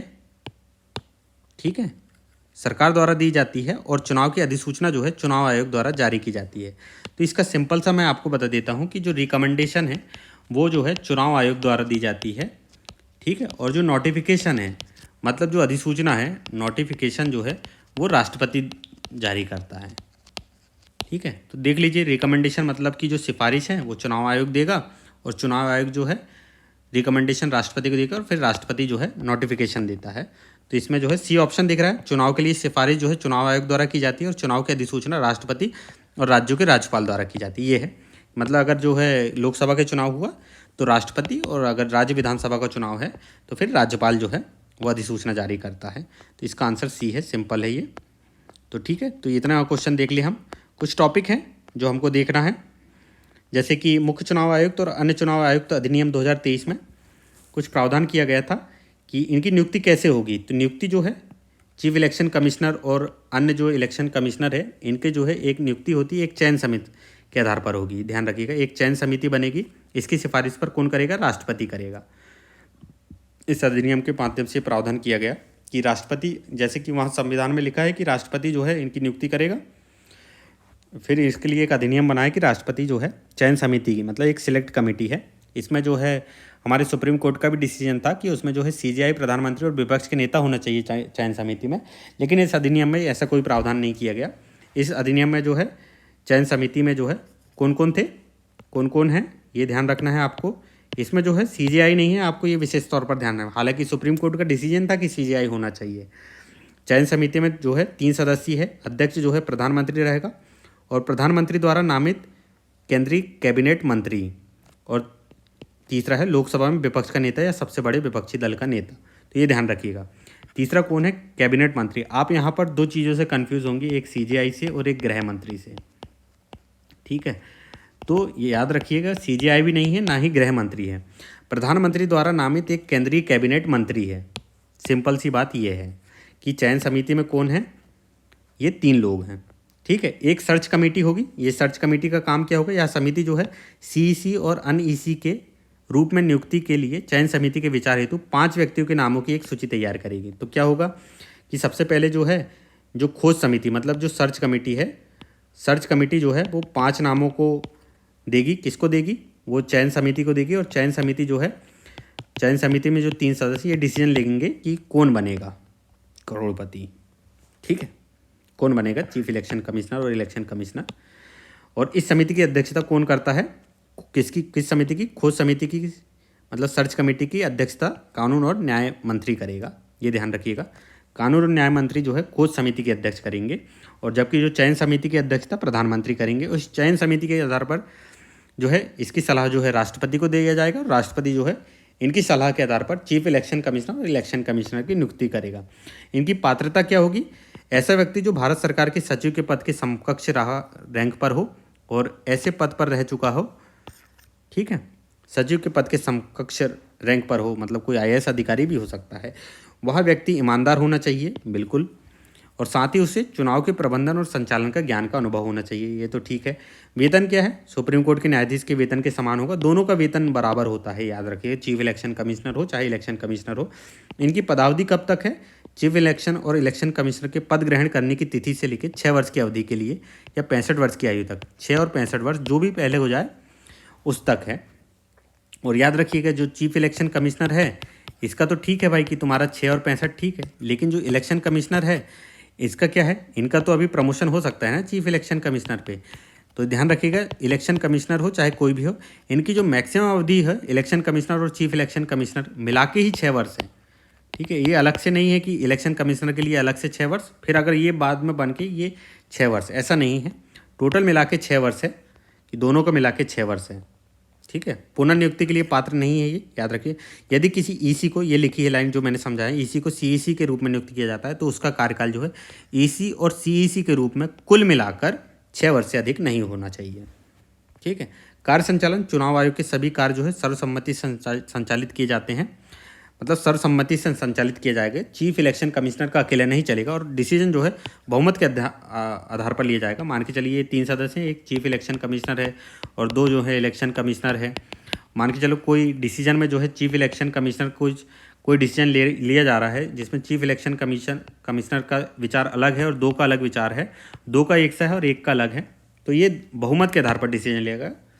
ठीक है, अलग से नहीं। पद से हटाना और त्यागपत्र कैसे हटाया जाएगा? सुप्रीम कोर्ट के न्यायाधीश के हटाने की प्रक्रिया के समान, मतलब कि दोनों, मतलब चीफ इलेक्शन कमिश्नर जो है, जो मुख्य मतलब निर्वाचन आयुक्त है, इसको कैसे हटाएंगे? सुप्रीम कोर्ट के न्यायाधीश को हटाने की प्रक्रिया के समान, मतलब कि दोनों सदनों से विशेष बहुमत के माध्यम से प्रस्ताव पारित होगा, फिर राष्ट्रपति हटाएंगे। ठीक है, लेकिन जो इलेक्शन कमिश्नर है इसको कौन हटाएगा? चीफ इलेक्शन की सिफारिश के से कौन हटाएगा? राष्ट्रपति। और चीफ इलेक्शन कमिश्नर को कोई भी इलेक्शन कमिश्नर राष्ट्रपति को पत्र लिखकर किसी भी समय इस्तीफा दे सकता है, मतलब राष्ट्रपति के पास त्यागपत्र के लिए भेजा जा सकता है। इलेक्शन कमीशन के लिए कुछ संवैधानिक और कानूनी रक्षोपाय हैं, जैसे कि आर्टिकल 324 के तहत संवैधानिक प्राधिकरण है निर्वाचन आयोग। यह भारत के संघ और राज्य चुनाव प्रक्रिया के प्रशासन के लिए उत्तरदायी है। ये किस किस के चुनाव करवाता है ये ध्यान रखिएगा। राज्यसभा के, लोकसभा के, राज्य विधानमंडल के, राष्ट्रपति के, उपराष्ट्रपति के पदों के लिए चुनाव का आयोजन करवाता है।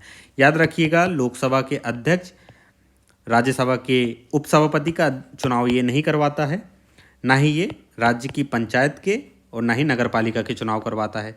आर्टिकल 324(2) क्या कहता है कि भारत के राष्ट्रपति को सीईसी और अन्य ईसी को नियुक्त करने की शक्ति प्राप्त है। और कुछ केस हुए हैं, अनूप बनवाल बनाम भारत संघ, बाद में 2023 में यही डिसीजन था कि संसद में विपक्ष का नेता और भारत के मुख्य न्यायाधीश जो है एक सिलेक्शन कमेटी इन तीनों के साथ बैठनी चाहिए, उसके बाद जो है चुनाव आयुक्तों की नियुक्ति की जानी चाहिए, लेकिन इस डिसीजन को नहीं माना गया। ये प्रावधान किया गया है कि भारत के प्रधानमंत्री अध्यक्ष करेंगे उस कमेटी में, साथ ही संसद में विपक्ष का नेता, मतलब कि लोकसभा में विपक्ष का नेता जो होगा, मतलब कि अभी जो राहुल गांधी हैं वो रहेंगे, साथ में जो है प्रधानमंत्री द्वारा नियुक्त कैबिनेट गृह मंत्री। ठीक है, तो ये वाला समाप्त हो गया है ये अधिनियम। और आपको ध्यान रखना है, क्या मुख्य चुनाव आयुक्त में कभी कोई मतलब लेडीज़ रही? तो ये याद रखिएगा, एकमात्र लेडीज़ रही हैं वीएस रमा देवी। तो ये फर्स्ट वुमन जो है इलेक्शन कमिश्नर ऑफ इंडिया है। ठीक है, और सबसे कम समय के लिए भी यही थी। ठीक है, तो ये ध्यान रखना है कि अभी महिला भी बन चुकी हैं। और एक मुद्दा रह गया है इलेक्शन एक्सपेंस, मतलब चुनावी खर्चे से लेके। तो लिमिट फॉर कैंडिडेट, मतलब कैंडिडेट की लिमिट हमारे ये ध्यान रखना है सबसे पहले कि लोकसभा में अगर इलेक्शन होता है और इसकी जो लिमिट है 95 लाख और 75 लाख। 95 लाख अगर Lok Sabha constituency in larger state, मतलब कोई बड़े स्टेट की अगर कोई निर्वाचन क्षेत्र है लोकसभा का, तो वहाँ पर जो लिमिट कितनी है वो 95 लाख है। और छोटे स्टेट के लिए कितना है? 75 लाख। ये लोकसभा में है, ध्यान रखिएगा। और जबकि जो असेंबली है, मतलब कि जो विधान परिषद है, वो विधानसभा है, इसके चुनाव के लिए 40 लाख और 28 लाख। बड़े स्टेट हैं तो 40 लाख और छोटे स्टेट हैं तो 28 लाख।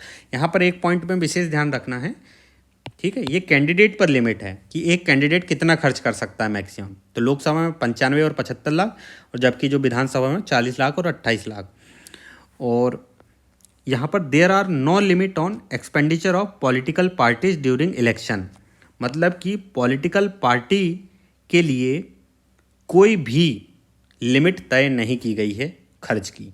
इसलिए बोला जाता है कि स्टेट फंडेड इलेक्शन होने चाहिए और पॉलिटिकल पार्टी को भी खर्च से रोका जाना चाहिए, क्योंकि ये जो पार्टी सत्ता में होती है, स्वाभाविक सी बात है, वो चुनाव में ज़्यादा खर्च कर पाएगी, वोट को ज़्यादा मोबिलाइज कर पाती है। तो there are no limits on expenditure of political parties during election. तो पॉलिटिकल पार्टीज़ पे कोई लिमिट नहीं है, उनके कैंडिडेट पर लिमिट है, पार्टी कितना भी खर्च कर सकती है। ठीक है, स्टेट फंडिंग इलेक्शन होना चाहिए, ये केस में Gupta committee and law commission report में बोला गया।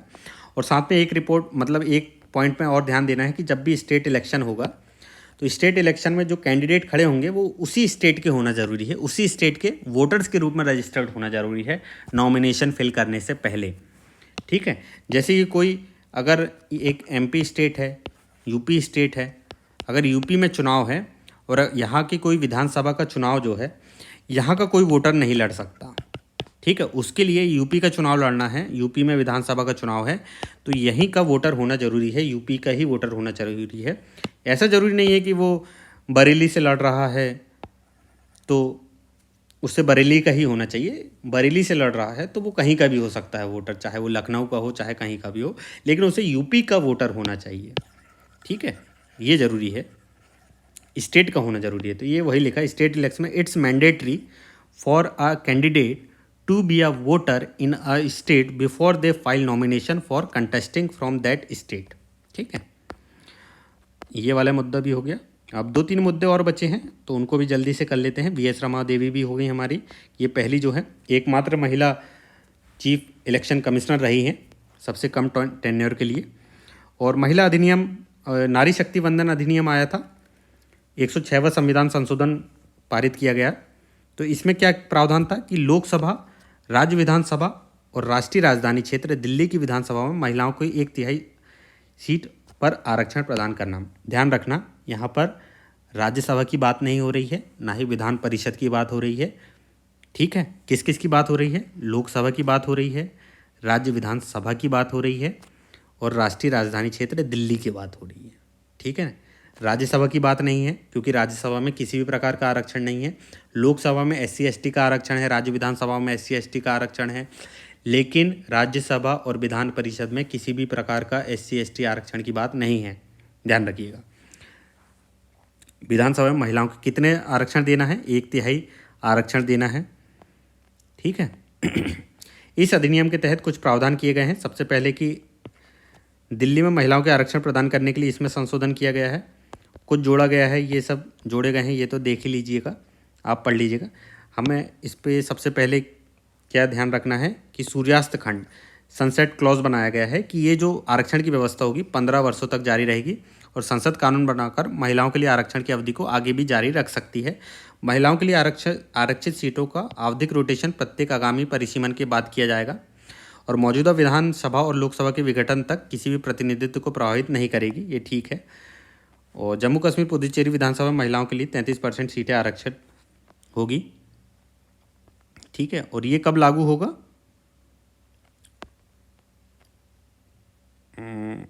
यहाँ पर लिखा नहीं है क्या? शायद लिखा नहीं है यहाँ पर, ठीक है, कि कब से लागू होगा। 330 राज्य महिलाओं को 1/3 330-32 के तहत लोकसभा और राज्य विधानसभाओं में अनुसूचित जाति और अनुसूचित कुल सीटों के लिए महिलाओं के लिए आरक्षण का प्रावधान किया गया है। मतलब ये ध्यान रखिएगा ये वाला इसमें कि लोकसभा और राज्य विधानसभा में अनुसूचित जाति और अनुसूचित जनजातियों के लिए आरक्षित कुल सीटों पर भी महिलाओं के लिए आरक्षण का प्रावधान किया गया है, ये ध्यान रखिएगा।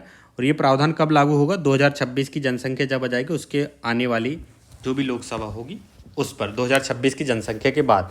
इसका मतलब जो अभी 18वीं लोकसभा अभी जो चल रही है इसमें ये प्रावधान लागू नहीं होगा। आने वाली जो जनसंख्या है इसके बाद जो भी जनसंख्या होगी उसके बाद से जो है ये प्रावधान लागू होंगे, यहाँ पर लिखा नहीं है वो, ठीक है। इसी संबंधित एक क्वेश्चन आया था, पिछले साल ही आया ये, तो ये कर लीजिए एक बार। नारी शक्ति वंदन अधिनियम के संदर्भ में ये उपबंध 18वीं लोकसभा से प्रभावी होंगे? बिल्कुल नहीं, ठीक है। आने वाली लोकसभा से हो सकते हैं अगर जो जनसंख्या कंप्लीट हो गई तो।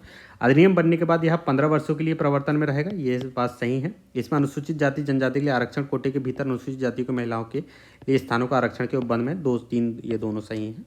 अगर आप इसका पहला भी आपको मालूम होता तो ये एलिमिनेशन आपका आराम से हो जाता कि पहला जहाँ जहाँ ये ऑप्शन गलत हो जाता, ठीक है।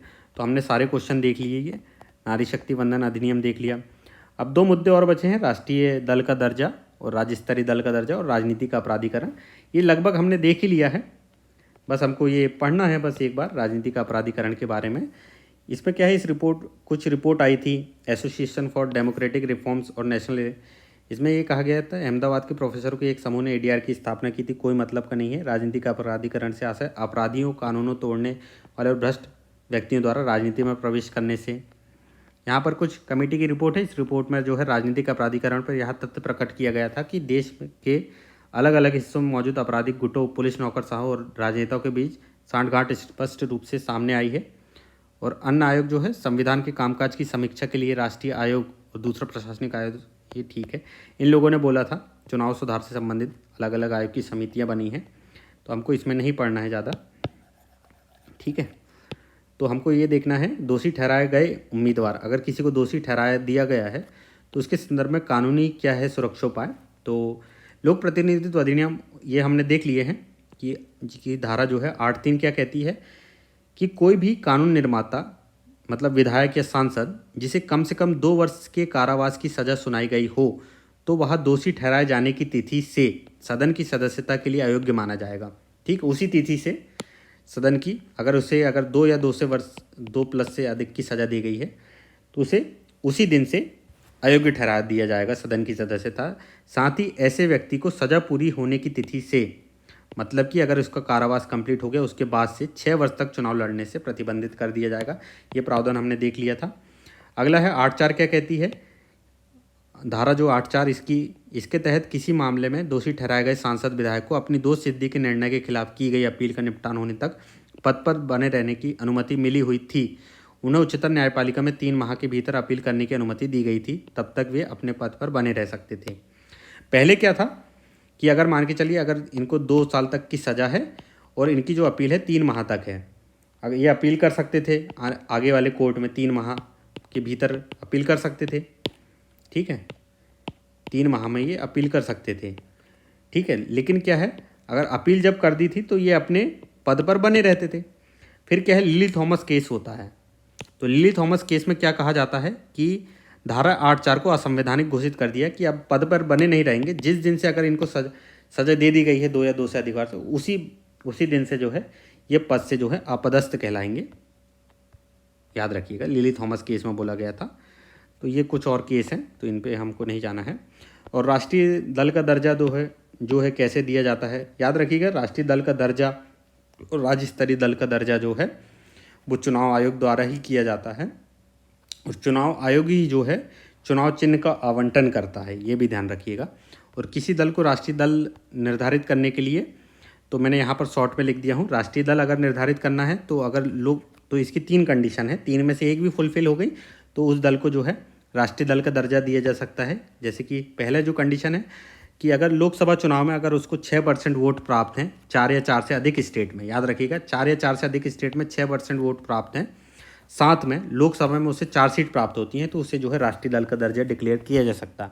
अगर उसने इतना भी नहीं किया है तो इसके बाद, या फिर अगर ये नहीं है तो ये कंडीशन फुलफिल हो जाए कि लोकसभा में 2% सीट ला ले वो, मतलब कि 11 सीट 3 विभिन्न राज्यों से ला ले। अगर ये भी नहीं कर सक रहा है तो 4 या अधिक राज्य में राज्य स्तरीय दल का दर्जा मिला हो उससे। इन 3 कंडीशन में से कोई भी एक कंडीशन अगर फुलफिल हो गई है तो उसको राष्ट्रीय दल का दर्जा दिया जा सकता है। तो ये क्वेश्चन क्या है, पेंडिंग है, तो ये क्वेश्चन जो है आ सकता है। ध्यान रखिएगा कि लोकसभा चुनाव में जो है 6% वोट प्राप्त हुआ है 4 या 4 से अधिक स्टेट में, या फिर प्लस है ये, साथ में जो है लोकसभा में 4 सीट आई हो, 4 या 4 से अधिक स्टेट में 6% वोट प्राप्त हुआ, साथ में 4 लोकसभा सीट आई हो, तो उसे जो है राष्ट्रीय दल का दर्जा दिया जा सकता है। या फिर 2% सीट प्राप्त हो उसे 3 विभिन्न राज्यों में, एक राज्य में नहीं, 2 राज्यों में नहीं, 3 विभिन्न राज्यों में 11 सीटें प्राप्त हो गई हैं, या फिर 4 या अधिक राज्य में राज्य स्तरीय दल का दर्जा हो, तो ये हो गई राष्ट्रीय दल। और राज्य स्तरीय दल जैसे कि समाजवादी पार्टी है, तो राज्य स्तरीय दल के लिए क्या होना चाहिए, विधानसभा में 6% वोट ला ले, साथ में 2 सीट ला ले, या फिर लोकसभा में जो है 6% वोट लाया हो या 1 सीट, 6% वोट प्लस 1 सीट लाया हो, या फिर विधानसभा के कुल स्थान में से 3 सीट या 3% सीट जो भी ज़्यादा हो वो लाया हो, तो उसको राज्य स्तरीय दल का दर्जा दिया जाता है। ठीक है। वर्तमान में मान्यता प्राप्त राष्ट्रीय दल कितने हैं, तो 6 हैं, जैसे कि बीजेपी हो गया, कांग्रेस हो गई, बहुजन समाजवादी पार्टी हो गई, कम्युनिस्ट पार्टी हो गई, नेशनल पीपुल्स पार्टी जो असम की हो गई, आम आदमी पार्टी हो गई। टोटल 6 जो हैं अभी राष्ट्रीय दल हैं। ठीक है। तो आज हमने जो है बहुत बड़ा टॉपिक कंप्लीट कर ली हैं। तो चुनाव से रिलेटेड हमने बहुत विस्तृत तरीके से अध्ययन किया है, आगे भी हम ऐसे ही करेंगे। तो 3 से 4 लेक्चर जो होंगे, तो मैंने इसमें बहुत सारे टॉपिक कवर किए हैं जो आगे भी न्यूज़ में होने वाले हैं। इसमें एक टॉपिक छूट रहा है, मतलब कि वो अमेरिका का चुनाव हुआ है, तो उसको हमको भारतीय चुनाव से इसका कंपैरिजन करने वाला जो अभी नवंबर में हुआ है, तो वो हम आने वाले दिनों में कर लेंगे। ठीक है, तब तक के लिए ठीक है, आगे देखते हैं। तो थैंक यू दोस्तों, आप अभी तक बने रहे हैं तो।